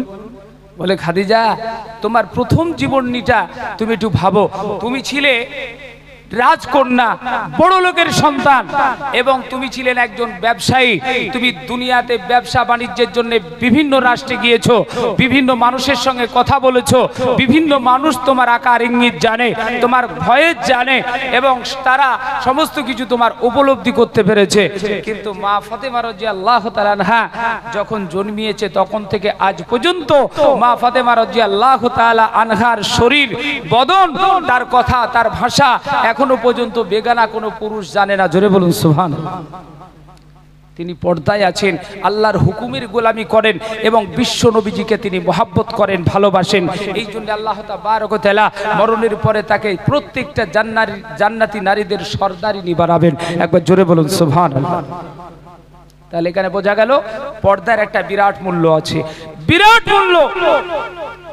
আজকে আমরা যে সমস্ত মানুষ জান্নাতের কাতারে দাঁড়িয়ে আছি, আমি তাদেরকে বলবো, ভাই দুটো পায়ে হাত দিয়ে আপনাদেরকে বলবো, যদি জান্নাতে যেতে চান তাহলে আপনি, আমি প্রত্যেকে এই কোরআন, এই হাদিস আমরা পড়ি এবং জানি, আর সেগুলোকে একটু আমল করার চেষ্টা করি, এবং না পড়তে পারলেও শুনেও অন্তত আমরা আমল করার চেষ্টা করি। নিজের মেয়ে, নিজের বিবি, নিজের মা, তাদেরকে পর্দা পশিদায় রাখার চেষ্টা করি। পর্দার একটা বিরাট গুরুত্ব আছে। কেমন গুরুত্ব? আল্লাহর নবীর মেয়ে মা ফাতেমা রাদিয়াল্লাহু তাআলা আনহা ইন্তেকালের পূর্বে বিশ্ব নবীর জামাই হযরতে আলী রাদিয়াল্লাহু তাআলা আনহুকে বললেন, আলী তোমাকে আমি একটা নসিহত করি। বলে কি? বলে আমি যখন মৃত্যুবরণ করব তো আমার মৃত্যুর পূর্বে তুমি আমাকে, আমি তোমাকে নসিহত করে যাই, যখন আমি মৃত্যুবরণ করব যদি দিনের বেলায় মৃত্যু হয় তুমি আমাকে দিনের বেলায় দাফন করবে না, রাতের বেলায় দাফন করবে। যদি রাতের বেলায় মৃত্যু হয় বেশি লোক জানাজানি করবে না, দু চারজনকে নিয়ে তুমি তাড়াতাড়ি করে আমাকে দাফন কাফন করে দেবে। তো বর্তমান জামানাতে যদি একজন মেয়ে বা ছেলে মারা যায় তা আমরা সারা দেশের লোককে খবর দিই, যার জানাজাতে যত লোক বেশি হয় আমরা মনে করি ওই লোকটা বুঝি সবচাইতে বড় ভালো লোক, ঠিক কি না? ভালো লোক। তো মা ফাতেমার যখন জানাজা হয়, মা ফাতেমাকে যখন দাফন করা হয়, খুব অল্প লোক, দু চারজন লোক মিলে তাকে দাফন কাফন করা হলো। হযরত আলী জিজ্ঞাসা করলেন, এ ফাতেমা, তুমি তো নবীর মেয়ে, তুমি মৃত্যুবরণ করেছো, শুধু এইটুকু কথা যদি কারোর কানে যায় তো সবাই ছুটতে ছুটতে চলে আসবে তোমাকে মাটি দেওয়ার জন্য, দাফন কাফনের জন্য, কিন্তু তুমি নিষেধ করছো কেন? বিশ্ব নবীজির মেয়ে মা ফাতেমা রাদিয়াল্লাহু তাআলা আনহা বললেন, ওগো স্বামী, আমি নিষেধ করছি এই জন্য, আমি দুনিয়াতে যখন মৃত্যুবরণ করব যদি দিনের বেলায় হয় তাহলে তুমি আমাকে তাড়াতাড়ি দাফন করবে না, রাতের বেলায় দাফন করবে, কোনো মানুষকে জানাবে না, খবর দেবে না। আর যদি রাতের বেলায় হয় তাহলে তুমি তাড়াতাড়ি করে আমাকে দাফন করবে এই জন্য। ওগো স্বামী, এই এলাকার কোনো মানুষ আমাকে চেনে, আমাকে নাম জানে, কিন্তু চেনে, সবাই আমার সম্পর্কে জানে না, আমার শরীর সম্পর্কে জানে না, আমি কতটুকু উঁচু তা জানে না।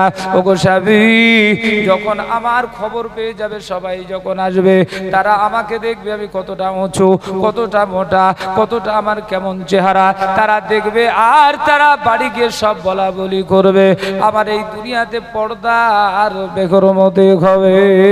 জোরে বলুন সুবহানাল্লাহ।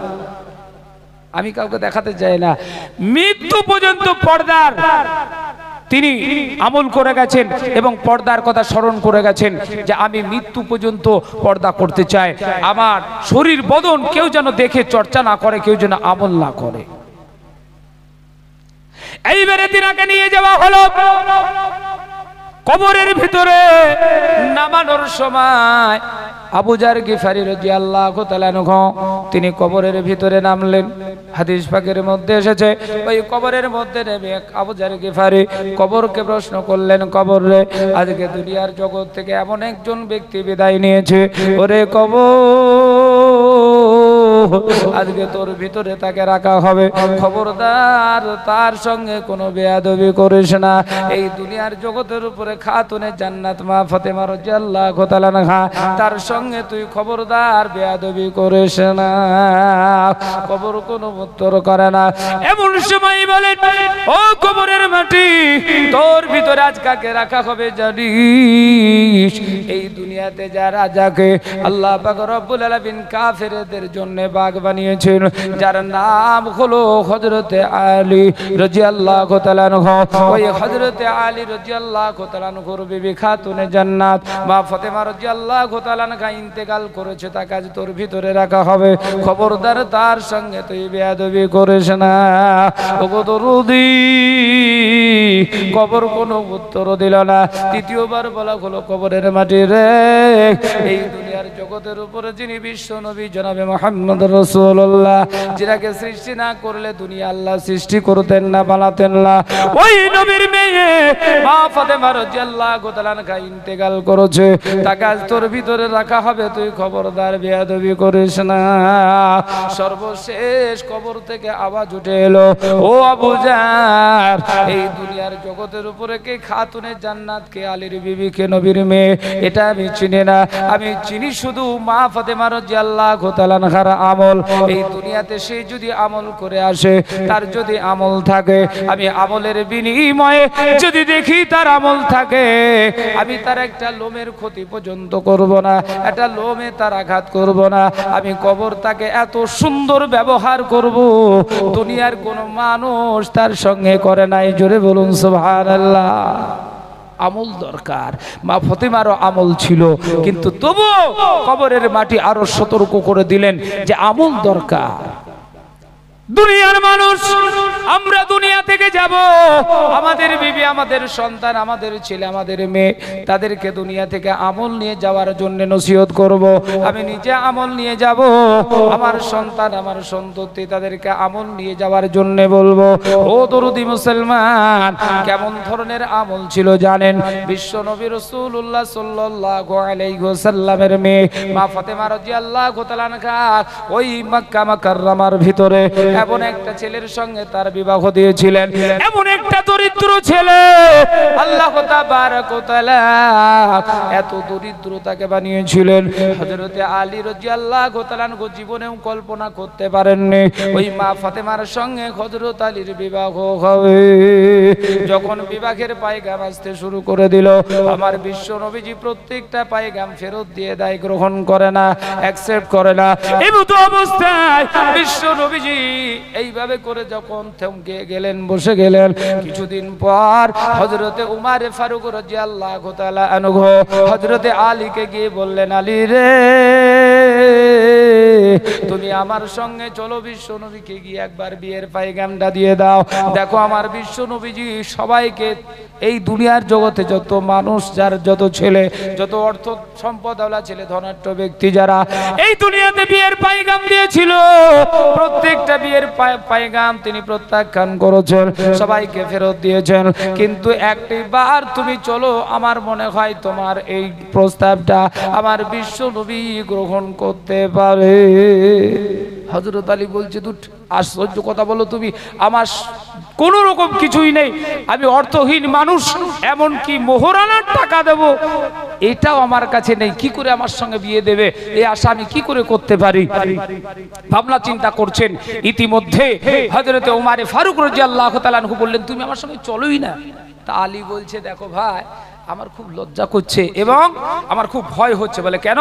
বলে ধরো আমরা কথাটা বললাম, সাহস করে বলেই দিলাম, বলার পরে তিনি যদি গ্রহণ না করেন, তাহলে আমি আর পুনরায় যে বিশ্ব নবীজির সামনে গিয়ে দাঁড়াবো, এই এত বড় মুখ নিয়ে আর আমার পক্ষে সম্ভব হবে না, আমি লজ্জিত হয়ে যাব। ভাই তুমি আমাকে অনুরোধ করো না। তবুও উমর ফারুক রাদিয়াল্লাহু তাআলা আনহু বললেন যে আমার বিশ্বাস, তুমি যদি গিয়ে বলো, আমার বিশ্বাস তিনি এই প্রস্তাব গ্রহণ করবেন, এই প্রস্তাব মেনে নেবেন, তুমি চলোই না আমার সঙ্গে। ঠিক আছে চলো, তুমি যখন বারবার করে বলো তো চলো যাব। গেলেন, যাওয়ার পরে হযরতে উমর ফারুক রাদিয়াল্লাহু তাআলা আনহু বললেন, ইয়া রাসূলুল্লাহ, ইয়া হাবিবাল্লাহ, নবী গো, ওগো নবী,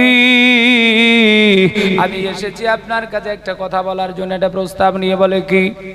বলে ইয়া রাসূলুল্লাহ, ইয়া হাবিবাল্লাহ, ফাতেমাকে বিবাহ করার জন্য বহু মানুষ তো এসেছে, প্রস্তাব দিয়েছে, ওগো নবী, কোন প্রস্তাব আপনি গ্রহণ করেন নাই, তবে আমি একজনের জন্য প্রস্তাব নিয়ে এসেছি। আল্লাহর নবী, আপনি বলুন সেই প্রস্তাব গ্রহণ করবেন কিনা? বলে কার? বলুই না শুনি। বিশ্ব নবীজির বিখ্যাত খলিফা হযরতে আমিরুল মুমিনিন উমরে ফারুক রাদিয়াল্লাহু তাআলা আনহু বললেন, ইয়া রাসূলুল্লাহ, ইয়া হাবিবাল্লাহ, নবী গো, সেটা হলো হযরতে আলী রাদিয়াল্লাহু তাআলা আনহু। জোরে বলুন সুবহানাল্লাহ। বিশ্ব নবী কোনো কথার উত্তর করেন না, চুপ করে বসে আছেন, মুচকে মুচকে হাসছেন। সর্বশেষ আলীকে জিজ্ঞাসা করলেন, আলী রে, তোমার কাছে কি মোহরানার টাকা আছে? জোরে বলুন সুবহানাল্লাহ। আজ বলুন, আমাদের সমাজ এখন বর্তমানে যে সমস্ত ছেলেদের বিবাহ হয়, ছেলে মেয়ের বিবাহ হচ্ছে, তো মোহরানা বেশিরভাগ নগদে হয় না বাকিতে হয়? ধারে হয়, মানে বাকিতে হয় না, ধারে ধারে হয়। কবে যে দেবে তার কোনো গ্যারান্টি আছে যে? এই যখন মরে যায় তো তখন এই মেয়ের, আমাদের এলাকার এরকম একটা প্রথা আছে, যখন মরে যায় তো যিনি মরে যায় তার বিবিকে একটা সাদা কাপড়, সাদা সায়া, সাদা ব্লাউজ, সাদা একটা ওড়না এনে দেয়, ঘুমুট কেটে বলে, যা খাটের পাশে দাঁড়িয়ে বল যে আমি যা কিছু তোমার পাওনা থোনা আমার যা ছিল আমি সব মাফ করে দিলাম। এরকম আপনাদের দেশে আছে নাকি? আমাদের এই এলাকায় কিন্তু এরকম চালু আছে, বলে সব মাফ করে দিলাম। মোহরানার টাকার কথা বিশ্বনবী জিজ্ঞাসা করলেন, আলী, তুমি যে বিয়ে করবে আমার মেয়েকে, তো তোমার কাছে মোহরানা আছে তো? জি। হযরত আলী বলছেন, নবী গো, আমার কাছে কোনো মোহরানার পয়সা নাই, মোহরানার টাকা নাই। বিশ্বনবী বললেন, আলী, আমার মেয়ে ফাতেমার সঙ্গে তোমার বিবাহ দেব, তবে শর্ত একটাই, তুমি মোহরানার পয়সা তুমি আগে জোগাড় করো, মোহরানার পয়সা জোগাড় করে আনো।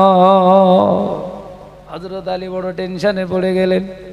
নাম্বার ওয়ান, তিনি তো খুশি হয়েছিলেন মা ফাতেমার সঙ্গে বিবাহ করতে পারবেন বলে। তারপরে মোহরানার কথা বলতেই তিনার মুখটা ছোট হয়ে গেল। কি করে মোহরানার পয়সা জোগাড় করব, কি করে মোহরানার পয়সা আনবো? ইতিমধ্যেই বিশ্ব নবী আল্লাহ পাক রব্বুল ইজ্জত আলা বীরের নবী তাকে একটা যুক্তি দিলেন, পরামর্শ দিলেন, ওরে আলী,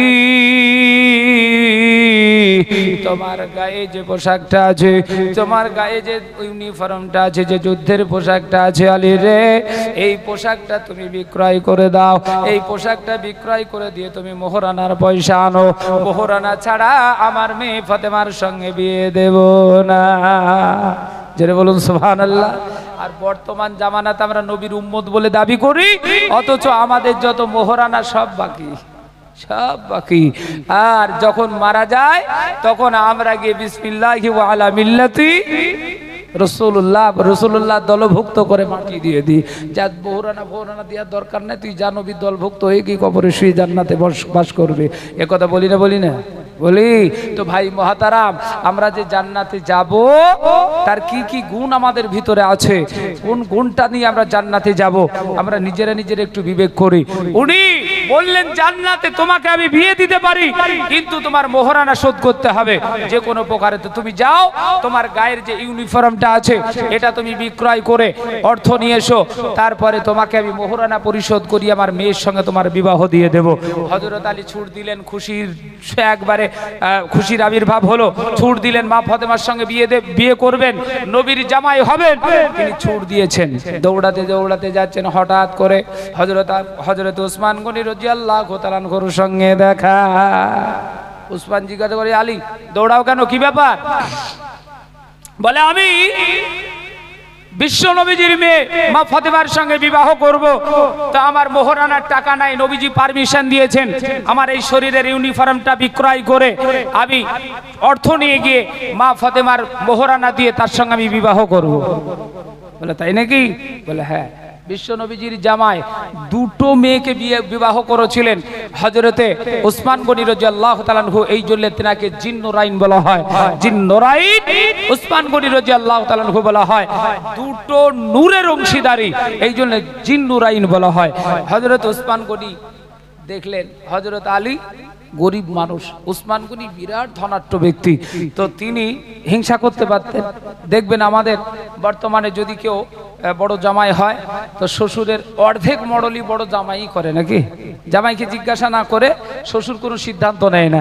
তো উনি এটা আপত্তি জানাতে পারতেন, কিন্তু বিশ্বনবী সিদ্ধান্ত নিয়েছেন আর কেউ হস্তক্ষেপ করার ক্ষমতা নাই। এইবারে হযরত উসমান বললেন, এ আলী তুমি দাঁড়িয়ে যাও, বাজারে যাওয়ার দরকার নাই। তো কি করব?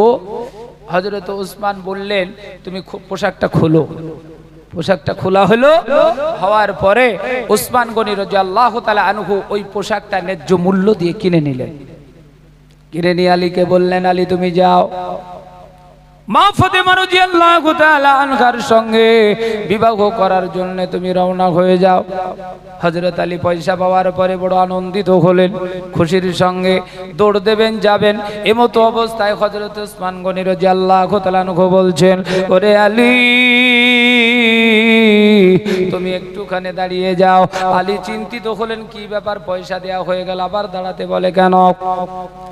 হযরত উসমান, আলী যে পোশাকটা তুমি আমার কাছে বিক্রয় করেছো ওই পোশাকটা ছাড়া এলাকার কোন মানুষের গায়ে মানাবে না, কোন সাধারণ মানুষের গায়ে মানাবে না। এই পোশাকটা একজনের গায়ে মানাবে, যার নাম হযরত আলী। জোরে বলুন সুবহানাল্লাহ। উসমান গনি রাদিয়াল্লাহু তাআলা আনহু তোমার পোশাকটা কিনে নিয়েছি, এই আর আমি উসমান গনি হযরত আলীকে এই পোশাকটা দান করে দিলাম। সুবহানাল্লাহ। এই পোশাকটা তোমাকে আমি দিয়ে দিলাম। পোশাকটা নিলেন, অর্থ নিলেন, দেওয়ার পর বিশ্ব নবীজির কাছে গিয়ে হাজির হলেন। বিশ্ব নবীর হাতে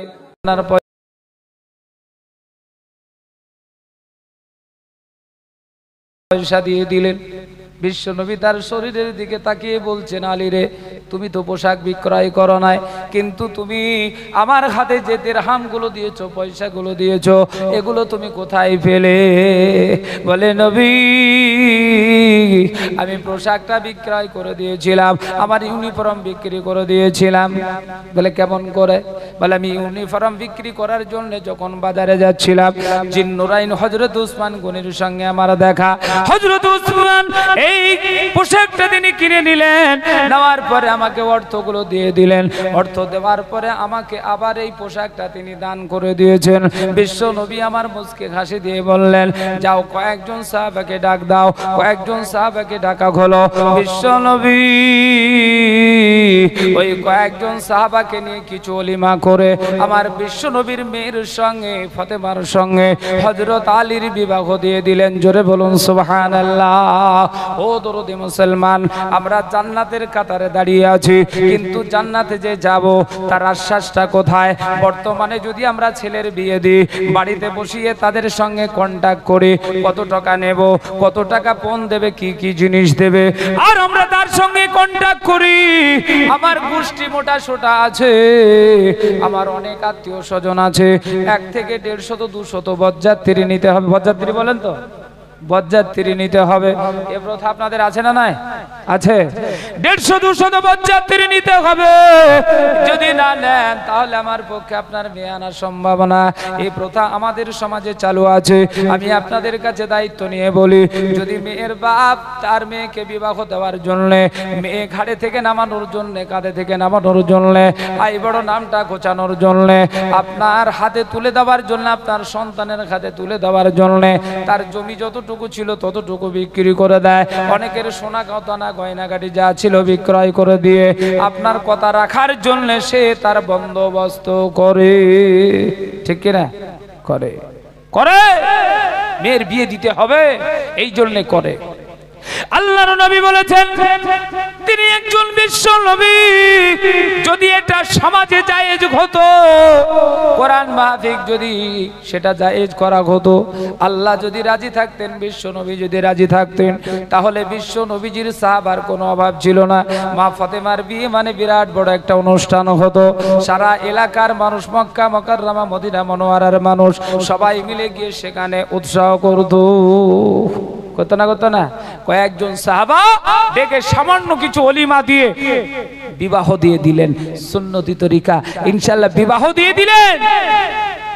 বিশ্ব নবী আমার বিবাহে শুধু হযরত আলীকে বলেছিলেন তুমি মোহরানা দাও। বিশ্ব নবী আমার তিনার জন্য কি হাদিয়া করেছিলেন? একটা বস্ত্র, গায়ের একটা বস্ত্র মা ফাতেমার, আর দিয়েছিলেন কি একটা খেজুর পাতার তোশক, আর দিয়েছিলেন একটা জাঁতা। জাঁতা বোঝেন তো?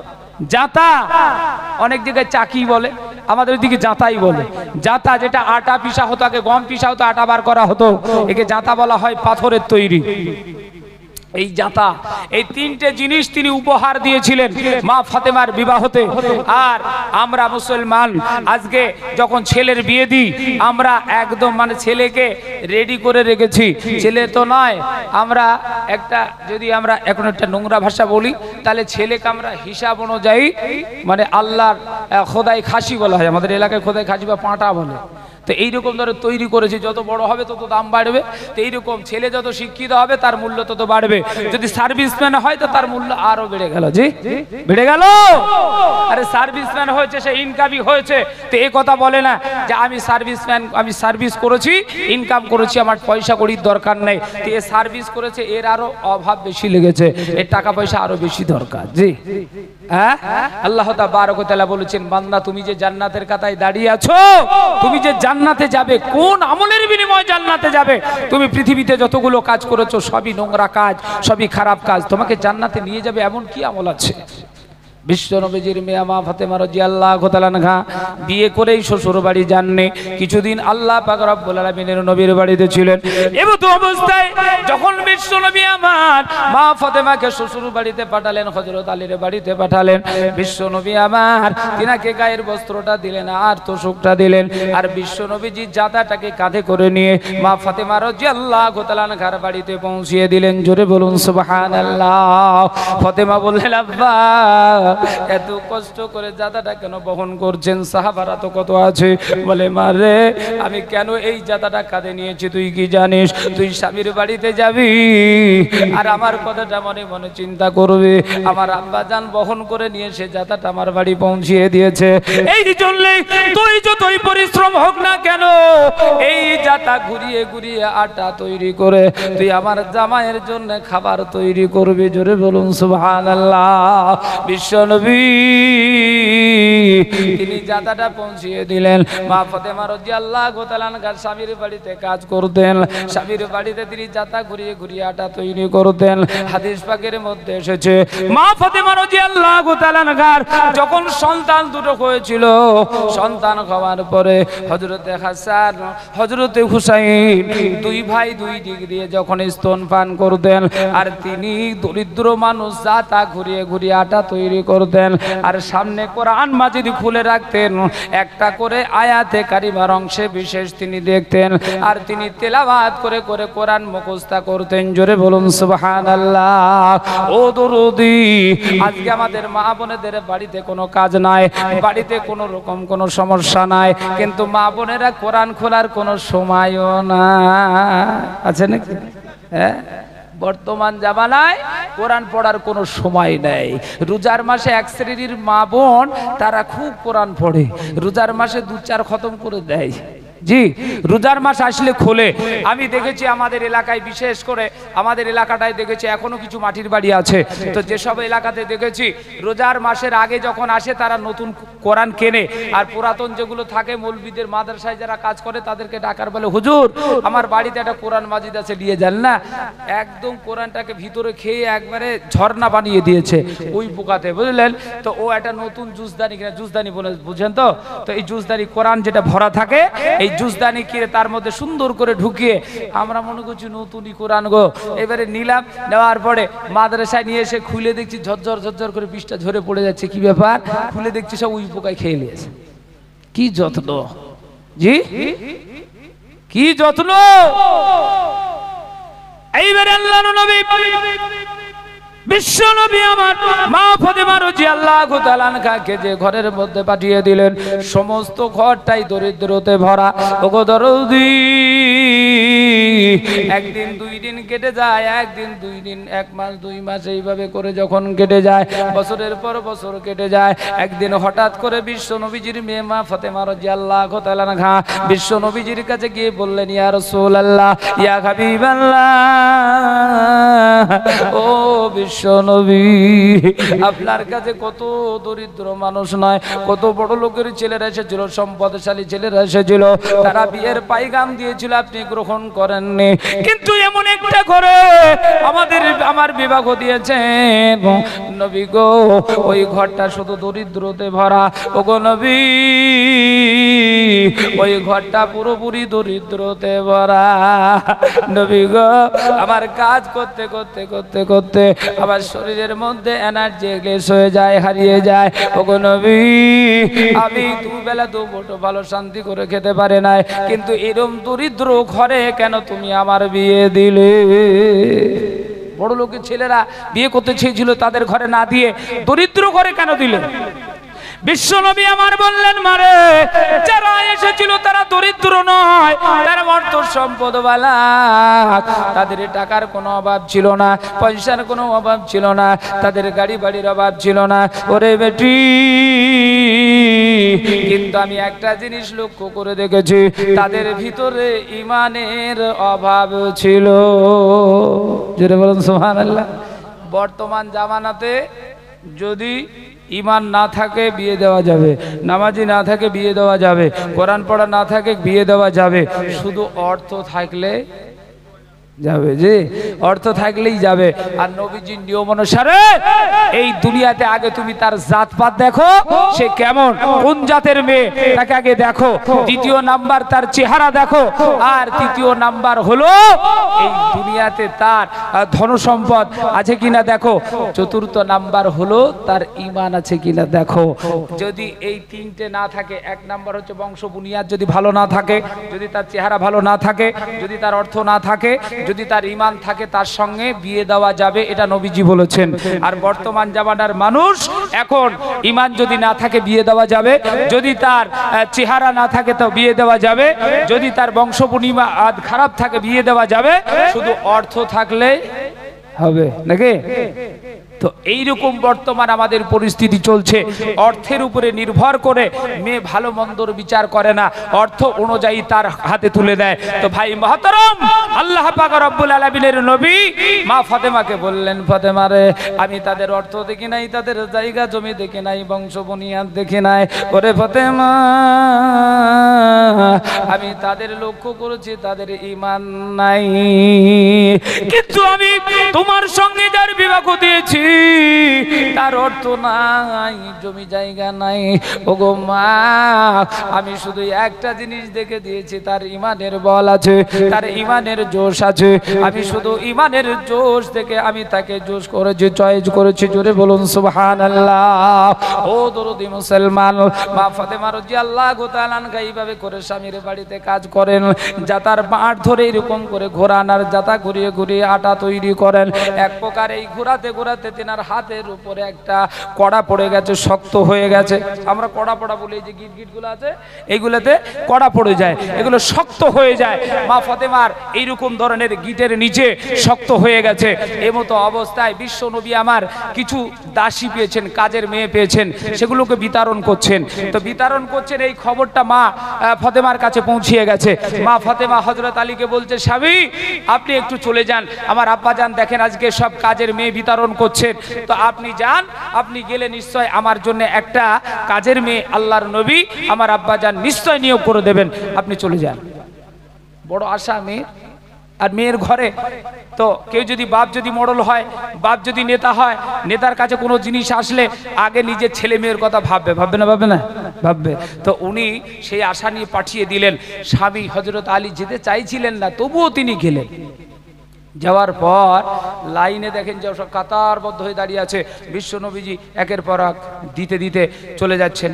হযরত আলী দাঁড়িয়ে আছেন, বিশ্ব নবীজি লক্ষ্য করে দেখলেন হযরত আলী এসে দাঁড়িয়েছেন।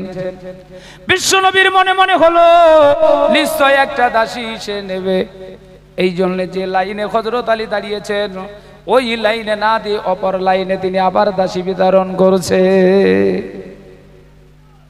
আপনাদের এই যারা খাওয়ায় এদের খাজিনদার বলে তো, হ্যাঁ, আর যে খায় খানেওয়ালা, এ খাচ্ছে। ধরো জামাই খেতে বসেছ আর শ্বশুর খাজিনদার, আচ্ছা জামাইয়ের পাতে খাবার বেশি দিবে না কম দিবে? আচ্ছা যদি বেশি না দেয়, কম দেয়, জামাই রাগ করবে না খুশি হবে? রাগ করবে। এবং মেয়েকে কি বলবে, তোর এমন বাপ, ও জন্মেরই ঠিক নাই, আমি জামাই ছেলে আমার পাতে তো একটু বেশি দিবে, হ্যাঁ বলবে না? বলবে না? বলবে। তো শ্বশুর জামাই যদি খানেওয়ালা হয়, শ্বশুর যদি খাজিনদার করে, তো জামাইয়ের পাতে বেশি দিবে, এটাই স্বাভাবিক বর্তমান জামানায়। কিন্তু বিশ্ব নবী আমার জামাই যে লাইনে দাঁড়িয়ে আছে তার অন্য লাইনে গিয়ে আবার দিতে শুরু করছে। হযরত আলী মনে করছেন হয়তো আমাকে দেখেনি, উনি আবার গিয়ে ওই লাইনে গিয়ে হাজির হয়েছে। এইবারে সেই লাইনে গিয়ে যখন দাঁড়িয়ে গেলেন, বিশ্ব নবী আমার লক্ষ্য করে দেখলেন হযরত আলী লাইন পরিবর্তন করেছেন। বিশ্ব নবী লাইন পরিবর্তন করে দিলেন। যে লাইনে হযরত আলী আছে ওই লাইন বাদ দিয়ে আবার অপর লাইনে চলে আসলেন। হযরতে আলী দু চারবার আসা যাওয়া করতে করতে তেনার মনোভাব এরকম হয়ে গেল, নিশ্চয় তিনি আমাকে দেখেছেন কিন্তু আমাকে দাসী দেবেন না। এইবারে তিনি ছুটতে ছুটতে বাড়ির দিকে রওনা হয়ে গেলেন। হযরত আলী বাড়ির দরজায় গিয়ে যখন বিবি ফাতেমাকে সালাম দিয়েছেন, বিশ্ব নবীজির মেয়ে মা ফাতেমা সালামের উত্তর দিলেন, বড় খুশি হলেন এবং জিজ্ঞাসা করলেন, স্বামী গো, নিশ্চয় আমার আব্বা জান একটা দাসী দিয়েছে।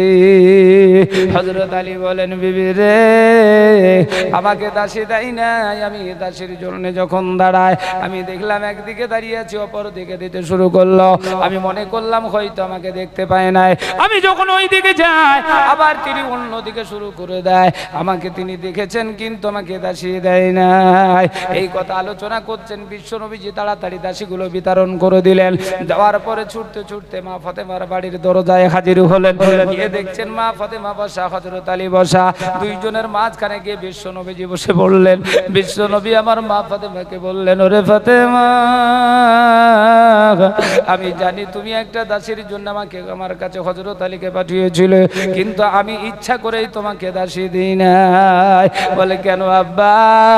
আমার হাতে তো ঘাটা পড়ে গেছে, কড়া পড়ে গেছে গো আব্বা, আমি এই জন্যই একটা দাসীর জন্য পাঠিয়েছিলাম। বিশ্ব নবী বললেন, ফাতেমা রে, দুনিয়াতে আল্লাহ তাবারক ওয়া তাআলা তোমাকে দুটো হাত দিয়েছে, দুটো চোখ দিয়েছে, দুটো পা দিয়েছে, অঙ্গ প্রত্যঙ্গে ক্ষমতা তোমাকে দান করেছে। ওরে ফাতেমা, আল্লাহ বলেছেন তোমরা নিজের কাজ যতদিন পারবে তোমরা নিজে করো। মাগো, তুমি দুনিয়া চাও না আখিরাত চাও? ফাতেমা বললেন, আব্বা, আমি দুনিয়া চাই না, আমি আখিরাত চাই। বলে, মাগো, তাহলে কোনোদিন তুমি আর দাসীবাদীর কথা ভাববে না, তুমি নিজে দুনিয়াতে যতদিন পারবে কাজ করবে, তুমি নিজের কাজ নিজে করার চেষ্টা করবে। জোরে বলুন সুবহানাল্লাহ। ও দরদি মুসলমান, আজ আমাদের দুটো পয়সা যদি হয়ে যায়, আমরা মেয়েরা ঘরে বসে থাকি, আমরা অন্য মানুষকে দিয়ে পয়সা দিয়ে কাজ করায়, আমাদের কাজকর্ম তাদেরকে দিয়ে করায়। সে নামাজি হোক চাই বেনামাজি হোক, এই দুনিয়াতে নাপাক থাক চাই পবিত্র থাক, তাকে দিয়ে কাজ করিয়ে নি। কিন্তু আমরা মুসলমানের মেয়ে কাজ করতে চাই না। টাকা হয়ে গেলে সঙ্গে সঙ্গে নিজে পরিবর্তন হয়ে যায়। তো ভাই মহতারাম, আমরা যে জান্নাতের কাতারে দাঁড়িয়ে আছি, কোন কোন গুণের কারণে আমরা জান্নাতে যাব, আল্লাহ তাবারক ওয়া তাআলা বিশ্ব নবী দ্বারা তিনি জানিয়ে দিলেন যে তোমরা যে জান্নাতে যাবে, জান্নাতে গেলে বিশেষ কিছু গুণ তোমাদের ভিতরে থাকতে হবে। বিশ্ব নবী আমার বললেন, ফাতেমা পরিবর্তন হয়ে গেলেন। আল্লাহ পাক রব্বুল আলামিনের নবীকে বললেন, ইয়া রাসূলুল্লাহ, ইয়া হাবিবাল্লাহ, বাজান, আমি জীবনে কোনোদিন আর দাবি করব না। আব্বা গো, আমি যতদিন বেঁচে থাকবো আমার কাজটা আমি নিজে করে এই দুনিয়াতে পরিপূর্ণ করব।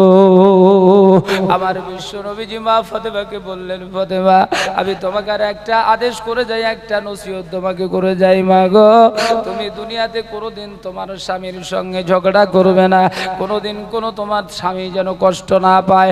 ওগো ফাতেমা, আমি কোনোদিন যেন না শুনি হযরত আলী তোমার কথায় কষ্ট পেয়েছে। মা গো, একটা কথা তোমাকে বলে যায়, একটা নসিহত তোমাকে করে যায়, আমি যদি কোনোদিন শুনি তোমার স্বামী তোমার কথায় কষ্ট পেয়েছে, আঘাত পেয়েছে, তুমি ফাতেমা তাকে দুঃখ দিয়েছো, আর তারপরে তুমি মৃত্যু মৃত্যুবরণ করেছো, ক্ষমা চাও নাই। ওগো মা, আমি দুনিয়াতে বেঁচে থাকা কালীন যদি তুমি মৃত্যুবরণ করো আর আমার কানে যদি তোমার মৃত্যু খবরটা পৌঁছে যায়, তুমি স্বামীর কাছে অপরাধ করেছো, ক্ষমা চাও নাই। তোমাকে দেখতে আসা তো দূরের কথা, আমি নবী তোমার জানাজা পর্যন্ত পড়ব না। একবার জোরে বলুন সুবহানাল্লাহ। আর এখন বর্তমান জামানাতে মেয়েদেরকে বিবাহ দেওয়ার সঙ্গে সঙ্গে মা আর মেয়ে এরা দুইজন মিলে এত কৌশল তৈরি করে।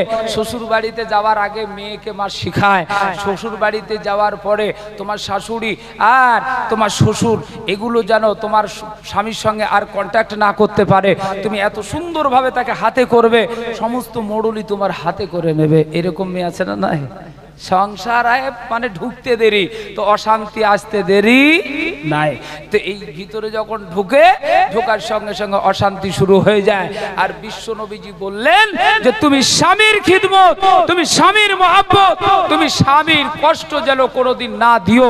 এই দুনিয়াতে কোনোদিন যদি শুনি যে তুমি তোমার স্বামীকে কষ্ট দিয়ে মরেছো, ক্ষমা চাও নাই, আমি নবী তোমার জানাজা পর্যন্ত পড়বো না। আমরা পিতামাতা এই শিক্ষা আমাদের মেয়েদেরকে কোনোদিন দিয়েছি? হ্যাঁ, ধরুন আপনাদের এই বাগনানে কোনো মেয়ের বিবাহ দিয়েছেন, আপনারা এখান থেকে সাকরাইলে বিয়ে দিয়েছেন, ধরুন আপনি এখান থেকে সাকরাইলে বিয়ে দিয়েছেন, রাত 12টার সময়তে মেয়ে ফোন করে বলছে আব্বা আমার স্বামী আমাকে বেধড়ক মার দিয়েছে, তো তাড়াতাড়ি এসো, আমি আর এই স্বামীর ভাত খাবো না। এইবারে আপনি এই রাতের বেলায় মেয়ে ফোন করেছে মানে মাথা একটু গরম হবে, মেয়ে সন্তান তো জন্ম দিয়েছেন, মানুষ করেছেন, এইবারে আপনার একটু কষ্ট লাগবে। তো আপনি মেয়ের জন্য মেয়ের ফোন পেয়েছেন, সঙ্গে সঙ্গে পাড়া প্রতিবেশী নিজের ভাই আত্মীয় স্বজন যারা আছে তাদেরকে ডাকলেন, ডেকে বললেন চ এক্ষুনি গিয়ে মেয়ে তুলে নিয়ে আসবো আর তাদেরকে উপযুক্ত শাস্তি দেব, চ এক্ষুনি চ। গাড়ি ভাড়া করলেন 2-4টে, গাড়ি ভাড়া করে নিয়ে ছুটলেন। তারপরে যেতে যেতে দেখলেন যে কাছাকাছি যখন পৌঁছাচ্ছেন তো মত পাল্টিয়ে গেল, চলো ওইখানে আমরা ডাইরেক্ট গেলে হবে না, অন্য কিছু হয়ে যেতে পারে, তো আমরা গিয়ে একদম তাদেরকে সব সাথ দিয়ে নিয়ে আসবো। তো সাকরাইল থানাতে চলো, ওখানে গিয়ে তাদেরকে এফআইআর করি, তাদের নামে কেস করে দিই এবং তাদেরকে গোষ্ঠী শুদ্ধ সব তুলে নিয়ে চলে আসবো। এবার থানাতে গেলেন, কেস করে এবার সঙ্গে করে পুলিশের গাড়ি সহ নিয়ে ছুটছেন। এ যায় না? যায় না? যায়, এই সঙ্গে সঙ্গে চলে যায়। এইবারে ওইখানে পুলিশ গেছে, আপনারা গেছেন, মোড়ল মাতুব্বার গেছে, মেম্বার গেছে, যারা জানতো না এই সমস্ত আপনার মেয়ের রহস্য তাদের সবাইকে নিয়ে গেছে। নিয়ে যাওয়ার পরে ওইখানে গিয়ে গ্রামের লোকজন মেম্বার যারা আছে তারা গিয়ে তারা যখন বসে আছে, আপনারা গিয়ে যখন জিজ্ঞাসা করলেন আচ্ছা কি হয়েছে বলো তো, তো ওখানকার গ্রামের মেম্বার বলছে আপনার মেয়ে অন্যজনের সঙ্গে ধরা পড়েছে। আচ্ছা বলুন, এই অপরাধটা আপনার মেয়ের না জামাইয়ের? এদিকে পুলিশ গেছে, পুলিশ যাওয়ার পরে এ তো টাকার গোলাম নাকি, টাকা যে দেয় কাজ তার বেশি করে। এ গিয়েছে, যাওয়ার পরে দেখছেন মেয়ের আপনার দোষ, মেয়ের সে অন্যের সঙ্গে ধরা পড়েছে, তা আপনার মেয়েকে মারবে না তো কি আদর করবে? তো যাওয়ার পরে আপনি এইবারে কেস কামারি করে সব লাতি পুতি যা ছিল সব ধরিয়ে দিয়ে মাথায় দড়ি বেঁধে নিয়ে জেল খাটাচ্ছেন, যার কোনো দোষই ছিল না। বর্তমান জামানাতে যদি এই পরিস্থিতি চলে, আপনি হাজারো চেষ্টা করলে সমাজ পরিবর্তন করতে পারবে না, হাজার চেষ্টা করলে আপনার মেয়েকে কোনোদিন আপনি স্বামীর সেবা করাতে পারবেন না। ওই মেয়ে দিয়ে আপনি সমাজ দূষিত ছাড়া, কলঙ্কিত ছাড়া উন্নতি করতে পারবে না, সম্ভব হবে না। এই জন্য আমাদের থিওরি ভুল, আমাদের যেগুলো আমরা পরামর্শ দিই এগুলো ভুল। এই জন্য আমাদেরকে আগে মানুষ হতে হবে। পরামর্শদাতা যদি ভালো হয়, নিশ্চয় যে পরামর্শ গ্রহণ করবে সে নিশ্চয় মেনে চলবে। তো ভাই মহতারাম, আমার বলার উদ্দেশ্য এতটুকুই। আল্লাহ পাক রব্বুল আলামিন বললেন লাকাদ কানা লাকুম ফি রাসূলিল্লাহি উসওয়াতুন হাসানাহ। আল্লাহ তাবারক ওয়া তাআলা দুনিয়াতে কেমন আদর্শ নবীর ভিতরে দিয়েছিলেন। মা আয়েশা সিদ্দিকাকে আমার বিশ্বনবীজি বিয়ে যখন করেছিলেন, বিশ্বনবী আমার তখন বয়স্ক হয়ে গেছেন, বিশ্বনবীজির দাঁতের মাড়িগুলো নড়বড় করছে, দাঁতগুলো নড়ে যায়, বিশ্বনবীজি মোটা দাঁতন চিবাতে পারেন না। আমরা জানি প্রত্যেক 5 ওয়াক্ত নামাজের পূর্বে আল্লাহর নবী মিসওয়াক করতেন, দাঁতন করতেন, যে দাঁতনগুলো শক্ত। আমার বিশ্ব নবীজির স্ত্রী মাইশা ছোট্ট মেয়ে, তিনি কি করতেন? বিশ্ব নবী আমার দাঁতন বের করতেন শক্ত বলে তিনি এত মহব্বতের ছিলেন, তিনি গিয়ে সঙ্গে সঙ্গে দাঁতনটা বিশ্ব নবীজির হাত থেকে নিয়ে মা আয়েশা তিনার জাবদা দাঁত দিয়ে সুন্দর করে চাবাতেন, চাবিয়ে চাবিয়ে নরম করে তুলোর মতো করে আমার বিশ্ব নবীজিকে দিতেন।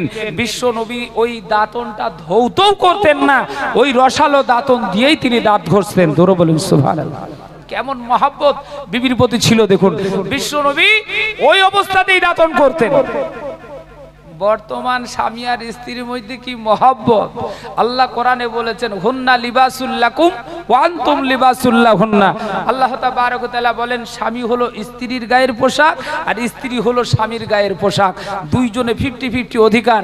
বর্তমান জামানাতে আমরা স্ত্রীরা তাও কম বেশি একটু স্বামীর খিদমত করে, কিন্তু স্বামী স্ত্রীর খিদমত করে করে না। এ খুব চালাক মাল, বুঝলেন তো। কেমন মা আয়েশা দাঁতনটা চিবিয়ে দিলেন, বিশ্ব নবীজি সুন্দর করে দাঁত ঘষে মুখটা পরিষ্কার করে অজু করে নামাজ আদায় করতেন। আর বর্তমান জামানাতে ধরুন আপনি ঘুমিয়ে আছেন, বিবি ঘুমিয়ে আছে, আপনি ঘুমিয়ে আছেন, বিবি ঘুমিয়ে আছে। রাতের বেলায় যখন ঘুমিয়েছিলেন তো তখন আপনার বিবি আপনার মুখের দিকে চেয়েছিল, আপনি কখন আপনার বিবির মুখের দিকে মুখ ফিরিয়েছেন, আপনার মুখ দিয়ে বক বক করে বিড়ির গন্ধ বেরোয়, এই বেরোয় না বেরোয় না? আপনার বিবি কিন্তু কখনো কথা বলেনি। সকালবেলাতে বিবি উঠেছে একটু ঝুঁকি থাকতে, ঘোর থাকতে উঠেছে, উঠার পরে এখন বর্তমানে স্ট্যান্ডার্ড যুগ তো গিয়ে দেখে দিয়ালের গায়ে একই বাক্সের মধ্যে দুটো বিরাজ ঢোকানো আছে, স্বামীরও আছে বউরও আছে। তো ওই বউ গিয়ে আগে উঠে গিয়ে বিরাজটা হাত দিয়ে টেনেছে, টানতে গিয়ে ও আধারে আধারে দেখেছে তো ও টানতে গিয়ে দেখছে টেনে ফেলেছে, টেনে বিরাজে কলগেট লাগিয়েছে, লাগিয়ে বিরাজ ঘষছে। এমতো অবস্থায় স্বামী উঠেছে, স্বামী উঠে গিয়ে দেখে বিরাজটা বোর না, বিরাজটা ওর।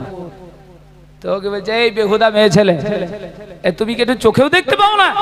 এই বিরাজটা তো আমার, তুমি আমার বিরাজে বিরাজ করো, তুমি কি মাথা খেয়েছো নাকি, চোখ কি খেয়েছো নাকি?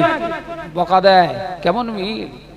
আরে আপনার আমার ভাগ্য ভালো, আপনি বিড়ি খেয়েছেন, বক বক করে ধুমু বেরোছে, বক বক করে গ্যাস বেরোয়, ওই মুখে দাঁতে লাগানো বিরাজ দিয়ে আপনার স্ত্রী মুখে দাঁতে ঘুষছে, এটা আপনার শুকরিয়া করা দরকার। ঠিক বলছি না ভুল বলছি? হ্যাঁ, আর সেটা না করে আপনি ধমকাচ্ছেন। আর বিশ্ব নবীজিকে মা আয়েশা দাঁতন চিবিয়ে দিয়েছেন, তার লালা তার রস দাঁতনে লেগে আছে, বিশ্ব নবীজি দাঁত ঘষছেন ওই দাঁতন দিয়ে, দাঁতনটা ধুইয়েও নেয়নি। জোরে বলুন সুবহানাল্লাহ। কেমন মহব্বত ছিল বিবির প্রতি, কেমন মহব্বত ছিল স্বামীর প্রতি। আর আমাদের স্বামী আর বিবির প্রতি কত মহব্বত, বাপ রে বাপ! যদি স্বামীর মাথা যন্ত্রণা হয় তো বিবিকে পটাই, বিবি একটু মাথাটা টিপিয়ে দাও তো, আমার খুব যন্ত্রণা করছে।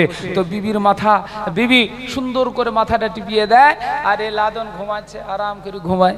এই মাথা টিপলে তো আরাম হচ্ছে, তা আরাম করে ঘুমায়। আর বিবির যখন মাথা যন্ত্রণায়, বিবি বলে স্বামী আমার তো খুব মাথাটা যন্ত্রণা হয়েছে, একটু টিপিয়ে দাও না। ঘুরে এসো, আর টিপে দেয় না। মানে জজ সাহেব বুঝলেন, একে হুকুম করা যাবে না। আল্লাহ বলেছেন হুন্না লিবাসুল লাকুম ওয়া আনতুম লিবাসুল লাহুন্না। তুমি যখন তার সঙ্গে মানে অর্ধেক অর্ধেক অংশীদার, তো তোমাকে যখন খিদমত করবে তুমি আর অর্ধাঙ্গিনী, সে যদি বলে আমাকে একটু টিপে দাও, তুমিও তাকে টিপে দেবে। এটাই হাদিস, এটাই নবীর আদর্শ। তুমি যদি সেটা না করো, জানতে হবে তুমি তোমার বিবিকে পূর্ণাঙ্গ ভালোবাসো না, এই জন্যে অর্ধাঙ্গিনী হতে পারোনি। তো ভাই মহাতারাম, শুধু বিবির কথা বললে হবে না, স্বামীদেরকেও ভালো হতে হবে, সভ্য হতে হবে। স্বামীরাও যেন স্ত্রীর খিদমত করে, তবেই তো স্ত্রীরা খুশি হয়ে আনন্দ চিত্তে আপনার আমার খিদমত করবে। তো মা বোনেদেরকে বলবো, আপনারা 4টে জিনিস করলে ইনশাআল্লাহ আপনারা জান্নাতে চলে যাবেন। আল্লাহ তাবারক ওয়া তাআলা বলেছেন, তার মধ্যে 1 নম্বরে হলো কালেমা, 2 নাম্বার হলো নামাজ, 3 নাম্বার হলো রোজা, আর 4 নাম্বার হলো স্বামীর খিদমত, আর 5 নম্বরে আল্লাহ রসুল বলেছেন তোমাদের ইজ্জতের হেফাজত। আল্লাহ তাবারক ওয়া তাআলার নবী বলেন এই 4টে জিনিস যদি তোমরা করো আর সঙ্গে যদি ইজ্জতের হেফাজত করে যাও, তাহলে আল্লাহ তাবারক ওয়া তাআলা এই নারীর জন্য 8টা জান্নাতের দরজা খুলে দেবে। যেটা দিয়ে ইচ্ছা সেটা দিয়ে সে জান্নাতে প্রবেশ করবে। জোরে বলুন সুবহানাল্লাহ। তো মা বোনেদেরকে বলবো, শোনা, স্বামী যেমনই হোক না কেন একটু খিদমত করার চেষ্টা করবেন। সবাই দেখবেন দেখবেন ইনশাআল্লাহ স্বামীর খিদমত যদি করেন, স্বামী যদি আপনার জন্য খাস করে আল্লাহর কাছে দোয়া করে দেয়, স্ত্রীদের জন্য সেটাই মঙ্গলময়, সেটাই কার্যকরী। আল্লাহ তাবারক ওয়া তাআলা মা বোনেদেরকে তৌফিক দান করুক। সকলে বলুন আল্লাহুম্মা আমিন, আল্লাহুম্মা আমিন। তো ভাই মাহতারাম, আমরা দুনিয়াতে আল্লাহ পাক রব্বুল আলামিনের কোরআন, বিশ্ব নবীজির হাদিসের অনুকূলে আমাদের জীবনকে পরিচালনা করার চেষ্টা করব। জোরে বলি ইনশাআল্লাহ, ইনশাআল্লাহ। আল্লাহ তাবারক ওয়া তাআলা মরার পরে আমাদেরকে দেখবেন শুধু আমাদের জীবনের আমল, আমাদের জীবনের যে সমস্ত মূল্যবান সম্পদ যেগুলো আমরা দুনিয়াতে নষ্ট করে গেছি, আল্লাহ তাবারক ওয়া তাআলা কোনোটাই ভোলেননি, প্রত্যেকটা তিনার নথিভুক্ত করে একদম পাই টু পাই লিখে রেখেছেন। যদি বললেন কেন, আজকে যে ক্যামেরা দেখছেন রেকর্ড হচ্ছে, ইনশাআল্লাহ আল্লাহ তাবারক ওয়া তাআলা আজ থেকে আমাদেরকে একদম সেই জন্মসূত্র থেকে শুরু করে মৃত্যু পর্যন্ত আল্লাহ তাবারক ওয়া তাআলা আমাদের দুই কাঁধের উপরে দুটো সিসি ক্যামেরা ফিট করে রেখেছেন, রেকর্ড হচ্ছে। এক বিন্দু মাত্র রেকর্ড কাটার কারোর ক্ষমতা নাই। আল্লাহ তাবারক ওয়া তাআলা কোরআনে বলেছেন কিরামান কাতিবিনা ইয়ালামুনা মা তাফআলুন। এই দুনিয়াতে আল্লাহ তাবারক ওয়া তাআলা দুটো ফেরেশতা নিয়োজিত করেছেন, নিয়োগ করেছেন দুই কাঁধের উপরে সম্মানিত দুইজন লেখক, যারা আমাদের পাপ, আমাদের পুণ্য, আমাদের নেকি, আমাদের বদি তারা লেখার জন্য প্রস্তুত আছে এবং প্রতিনিয়ত তারা লিখছে। এই ফেরেশতা অদল বদলের সময় দুটো, একটা হলো ফজর আর একটা হলো আসর। এই দুটো সময় অদল বদল হয়। আল্লাহর নবী বলেছেন যাদের ফজরের সময়তে ফেরেশতা যখন চলে যায়, ওই ফেরেশতা কিয়ামত পর্যন্ত আর তোমার কাছে আসবে না। দ্বিতীয় ফেরেশতা আসরের সময় যখন সে পরিবর্তন হয়, ওই ফেরেশতা আর তোমার কাছে কিয়ামত পর্যন্ত আসবে না। কিয়ামতের দিন যদি হাসর নাসর হবে, যেদিন তোমাকে আসামির কাঠ গড়ায় দাঁড় করানো হবে, তার লেখা চিত্র তোমার হাতে ধরিয়ে দেওয়া হবে। ভাই মাহতারাম, সেটাই হবে তোমার জন্য আমলনামা, তোমার ভালো মন্দের বিচার সেদিন হবে। আল্লাহ তাবারক ওয়া তাআলা বলেছেন ফা আম্মা মান সাকুলাত মাওয়াজিনুহু ফাহুয়া ফি ঈশাতির রাজিয়া। আল্লাহ তাবারক ওয়া তাআলা তিনি বলেছেন বান্দা, কিয়ামতের ময়দানে সেদিন তোমাদের নেকি বদিগুলো ওজন করা হবে। ওগো দরদি, যার নেকির পাল্লা ভারী হয়ে যাবে, আল্লাহ তাবারক ওয়া তাআলা বলেছেন লা খাউফুন আলাইহিম ওয়ালা হুম ইয়াহজানুন। তার কোনো চিন্তা থাকবে না, তার কোনো ভয় থাকবে না। ওই ব্যক্তিরা জান্নাতি ব্যক্তিদের সঙ্গে জান্নাত উপভোগ করবে। জোরে বলুন সুবহানাল্লাহ। ও দরদি, আল্লাহ পাক রব্বুল আলামিন বলেছেন ওয়া আম্মা মান সাকুলাত মাওয়াজিনুহু ফা উম্মুহু হাবিয়া। আল্লাহ তাবারক ওয়া তাআলা তিনি বলেছে বান্দা রে, এই দুনিয়াতে যারা নেকি করে লাই, যারা নেকির পাল্লা হালকা হবে, কাল কিয়ামতের মাঠে যখন নেকি বদি ওজন করা হবে, যার নেকির পাল্লা হালকা হবে, ওই ব্যক্তিকে নিক্ষেপ করা হবে হাবিয়া। অর্থাৎ হাবিয়া একটা দোজখের নাম। আল্লাহ পাক রব্বুল আলামিন বললেন ওয়া মা আদরাকা মা হিয়া। নবীজিকে বলা হলো নবী, কে তোমাকে জানিয়ে দিল হাবিয়াটা কি? আল্লাহ তাবারক ওয়া তাআলা নিজেই উত্তর দিলেন নারুন হামিয়া। এই দুনিয়ার জগৎ থেকে যাওয়ার পরে যার নেকির পাল্লা হালকা হবে, তার স্থান হবে দোজখে হাবিয়া। আর ওই হাবিয়া দোজখের মধ্যে থাকবে প্রজ্বালিত আগুন, আগুনে নিক্ষেপ করা হবে। তা আমরা মুসলমান যদি নেকির না নিয়ে যাই, নেকির পাল্লা যদি হালকা হয়ে যায়, তো আমাদের আমলনামা অনুযায়ী আমাদের ঠিকানা হবে জাহান্নাম, আর ওই জ্বলন্ত আগুনে নিক্ষেপ করা হবে। আল্লাহ তাবারক ওয়া তাআলা আরো বলেন ফাসহাবুল মাইমানা তিমা আসহাবুল মাইমানা ওয়া আসহাবুল মাশআমা তিমা আসহাবুল মাশআমা। আল্লাহ পাক রব্বুল আলামিন বলেন বান্দা, আল্লাহ পাক রব্বুল আলামিনের সম্মুখে সেদিন তিন প্রকার মানুষ দাঁড়িয়ে যাবে। তিন শ্রেণীর মানুষ তিন দিকে দাঁড়িয়ে যাবে। এক শ্রেণীর মানুষ আল্লাহর ডান দিকে দাঁড়াবে, আর এক শ্রেণীর মানুষ আল্লাহর বাম দিকে দাঁড়াবে, আর এক শ্রেণীর মানুষ আল্লাহর সামনাসামনি দাঁড়াবে। আল্লাহ বলে বান্দা, যারা ডান হাত বালা হবে তারা তো সেদিন আনন্দময় হবে। আল্লাহ বলেছেন ফাসহাবুল মাইমানা তিমা আসহাবুল মাইমানা। আল্লাহ পাক রব্বুল আলামিন বলেন ডান হাত বালারা সেদিন আনন্দ উপভোগ করবে, ওরা বড় ভাগ্যবান হবে। ও দরদি মুসলমান, আসহাবুল মাশআমা তিমা আসহাবুল মাশআমা। আর যারা বাম হাত বালা হবে তারা সেদিন বড় হতভাগা হবে। এক শ্রেণীর মানুষ ডান দিকে, এক শ্রেণীর মানুষ বাম দিকে, আর এক শ্রেণীর মানুষ সোজাসুজি থাকবে। আল্লাহ তাবারক ওয়া তাআলা ডান হাত ওয়ালাদেরকে বলবে তোমরা রুখে যাও, তোমরা দাঁড়িয়ে যাও, আমি আগে বাম হাত বালাদের বিচার করিনি। আল্লাহ তাবারক ওয়া তাআলা বাম হাত বালাদেরকে আহ্বান করে বলবে বলো তোমাদের আমলনামাটা তোমরা বলো। আল্লাহ বলে বান্দারে যারা বাম হাত বালা হবে, যাদের আমলনামাটা বাম হাতে দেওয়া হবে, এই বাম হাত বালাদের আমলনামা কেমন করে দেওয়া হবে জানেন? কিতাবের মধ্যে এসেছে তাদের যে আঙ্গুলগুলো হবে এই 5টা আঙ্গুল কলেজার ভিতর দিয়ে ফুড়িয়ে দেওয়া হবে। এই বল কলেজা পুড়ে ভেদ করে পিছনের দিক দিয়ে হাতটা বেরিয়ে যাবে, আর কলেজার বুক দিয়ে যখন হাত কানা ফুড়িয়ে দেওয়া হবে বাপ, তারা এত কান্না করবে, এত কান্না করবে, হাত কানা পিছন দিক দিয়ে বেরিয়ে যাবে। ওগো দরদি,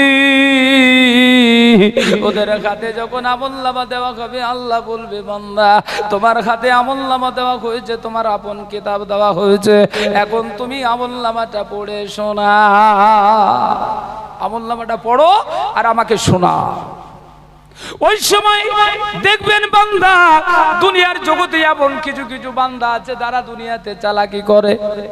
আপনি যদি কোনো ব্যক্তিকে বলেন ভাই চলো তো নামাজ পড়তে যায়, দেখবেন সে চালাকি করে বলে আমার তো এখন ওযু করার পরিস্থিতি নাই গো, পেশাব চোয়ায়, পেশাব টস টস করে পড়ে একটু বয়স বেশি হলে। আর যদি যুবক ছেলে বলে বাপ আমার এই কাপড় চোপড় একটু নোংরা আছে তো আজকে যেতে পারবো না, অন্য দিন দেখবো, মানে যে কোনো প্রকারের ছলনা করে আপনার কাছ থেকে কেটে পড়তে পারলে বাকি। ঠিক বলছি না ভুল বলছি? হ্যাঁ, এইরকম অজুহাত দেখায়, চালাকি করে। তো ওই সময় বান্দা আল্লাহ যখন বলবে বান্দা তোমার আমলনামাটা পড়ে আমাকে শোনাও, তো বান্দা বলবে আল্লাহর কাছে চালাকি করবে, আল্লাহ আমার চোখ আছে সামনে আর হাত আছে পিছনে, আমি কি করে পড়বো? এই চোখ তো সামনে থাকা দরকার ছিল, হাতটা, তবে তো আমি পড়তাম। আল্লাহ তাবারক ওয়া তাআলা জাহান্নামী ফেরেশতা, আযাবী ফেরেশতাদেরকে ডাকবেন, ডেকে বলবেন ফেরেশতা তাড়াতাড়ি করে এসো, আমার বান্দা দুনিয়াতে চালাকি করেছে, আবার এখন এসেও চালাকি করতে চায়, আমি এখন তার চালাকিটা বন্ধ করে দেব। কি করে? এবারে বলছে তুমি তাড়াতাড়ি করে তার ঘাটটাকে ধরো, ধরে এমন ভাবে মুটকিয়ে দাও, ঘুরিয়ে দাও, পিছন দিকে করে দাও, সে যেন চালাকি না করতে পারে। ওগো বাপজি, এবারে সঙ্গে সঙ্গে তার ঘাটটা মুটকিয়ে পিছন দিকে করে দেওয়া হবে। এবার তার আমলনামাটা যখন পড়তে বলা হবে, বান্দা যখন আমলনামা পড়বে, আমলনামা পড়ার সময় তার ভালো যে কাজগুলো ছিল সেগুলো সে পড়বে। এক প্রকার ভালো কাজগুলো যখন পড়া হয়ে যাবে তখন সে চুপ করে দাঁড়িয়ে যাবে। একটা মানুষ এখন যদি আমি ধরুন আমার বাড়ি নদিয়া, আপনাদের বাড়ি হাওড়া, এখন আমি যদি জিজ্ঞাসা করি বাপ আপনি বলেন তো আপনার জীবনের ভালো মন্দ বিষয়ে একটু আলোচনা করেন তো, তো আপনি আপনার ভালোটা আলোচনা করবেন না খারাপটা করবেন? খারাপটাকে বলবে না। ধরুন কালকে আপনাদের এই গ্রামে কারোর বাড়িতে ডাকাত পড়েছে, সে এখানে বসে আছে, এখন আমি যদি বলি মৌলভী সাহেব আমি নদিয়া থেকে এসেছি, কালকে তোমাদের গ্রামে ডাকাত হয়েছে, তো যদি এখানে থাকো একটু হাত তুলে দেখাও, তো দেখাবে? হ্যাঁ, দেখাবে না। সবার একটা প্রেস্টিজ বোধ আছে, তো এই জন্য দেখাবে না। তো ওই সময় আল্লাহ তাবারক ওয়া তাআলার কাছে সে ভালোটা বলবে, পড়বে, পড়ার পরে যে খারাপিটা আসবে আরো থমকি দাঁড়িয়ে যাবে, পড়তে যাবে। আল্লাহ তাবারক ওয়া তাআলা বলে বান্দা দাঁড়িয়ে গেলে কেন, এখনো আছে বড়। ওই সময় বান্দা চুপ করে যাবে। আল্লাহ তাবারক ওয়া তাআলা বলবে বান্দা তুমি তাড়াতাড়ি করে পড়ে শোনাও, ও বান্দা তুমি তাড়াতাড়ি করে পড়ো। বান্দা যখন পড়বে না, আল্লাহ তাবারক ওয়া তাআলার ফেরেশতারা ভয়ানক আকৃতি যখন দেখাবে, বান্দা থরথর করে কাঁপবে আর তার জীবনী সব পড়ে শোনাবে। ও দরদি, তার জীবন কাহিনী সব যখন শোনানো হয়ে যাবে, ওই ব্যক্তির জীবনের কাহিনী সব যখন শোনা হয়ে যাবে গো বাপ, এবারে দেখবে তার যা জীবনে ভালো ছিল তার দ্বিগুণ খারাপ ছিল। আল্লাহ বলবে বান্দা ওয়াসিকাল্লাযীনা কাফারু ইলা জাহান্নামা যুমারা, আল্লাহ পাক রব্বুল রব্বুল আলামিন ফেরেশতাদেরকে ডেকে বলবেন, জাহান্নামী ফেরেশতারা তোমরা যাও যাও, তাদেরকে ধাক্কিয়ে ধাক্কিয়ে জাহান্নামের মধ্যে নিক্ষেপ করো। ও দরুদি, আর যাদের নেকির পাল্লা ভারী হবে, আল্লাহ পাক রব্বুল আলামিন বলেছেন, ফাসহাবুল মাইমানাতি মা আসহাবুল মাইমানা ওয়া আসহাবুল মাশআমাতি মা আসহাবুল মাশআমা ওয়াস সাবিকুনা সাবিকুন উলাইকাল মুকাররাবুন ফি জান্নাতিন নাঈম। আল্লাহ বলছেন ওয়াসাবিকুনা সাবিকুন, আল্লাহ বলছেন যে সমস্ত ব্যক্তিরা অগ্রবর্তী ঈমানওয়ালা হবে, অগ্রবর্তী ঈমানওয়ালা বলতে ওদেরকে বোঝায়, আজকে ধরুন আপনাদের এখানে একটা মাহফিল হচ্ছে, ওয়াজ নসিহত হচ্ছে, কোরআন থেকে আলোচনা হচ্ছে, যেগুলো কোরআন হাদিস মোতাবেক আলোচনা হচ্ছে, শোনার পরে সঙ্গে সঙ্গে মেনে নেওয়া এবং তার প্রতি আমল করা, আজ থেকে আর ওই কাজগুলো ছেড়ে না দেওয়া, এর নাম হচ্ছে অগ্রবর্তী ঈমানওয়ালা। জোরে বলুন সুবহানাল্লাহ। সাহাবারা সেটাই করেছেন যেটা বিশ্ব নবীজি বলেছেন, সঙ্গে সঙ্গে সেটা মেনে নিয়েছেন। নবীর অন্য কোন নবীদের অনুসরণী যারা ছিল, তেনারা যখন গিয়ে বলেছেন, আল্লাহ তাবারক ওয়া তাআলা নবীদেরকে যারা বিশ্বাস করেছেন তাদের কথা শোনার সঙ্গে সঙ্গে তারা পরিবর্তন হয়েছেন। এই জন্য আল্লাহ তাবারক ওয়া তাআলা বলেছেন অগ্রবর্তী ঈমানওয়ালা যারা হবে, আল্লাহ তাবারক ওয়া তাআলা তিনি বলেন উলাইকাল মুকাররাবুন, তারাই হলো সফল কাম। আর তাদের জন্য খুশির সংবাদ কি? ফি জান্নাতিন নাঈম, আল্লাহ তাবারক ওয়া তাআলা তাদের জন্য দেবেন জান্নাত। জোরে বলুন সুবহানাল্লাহ।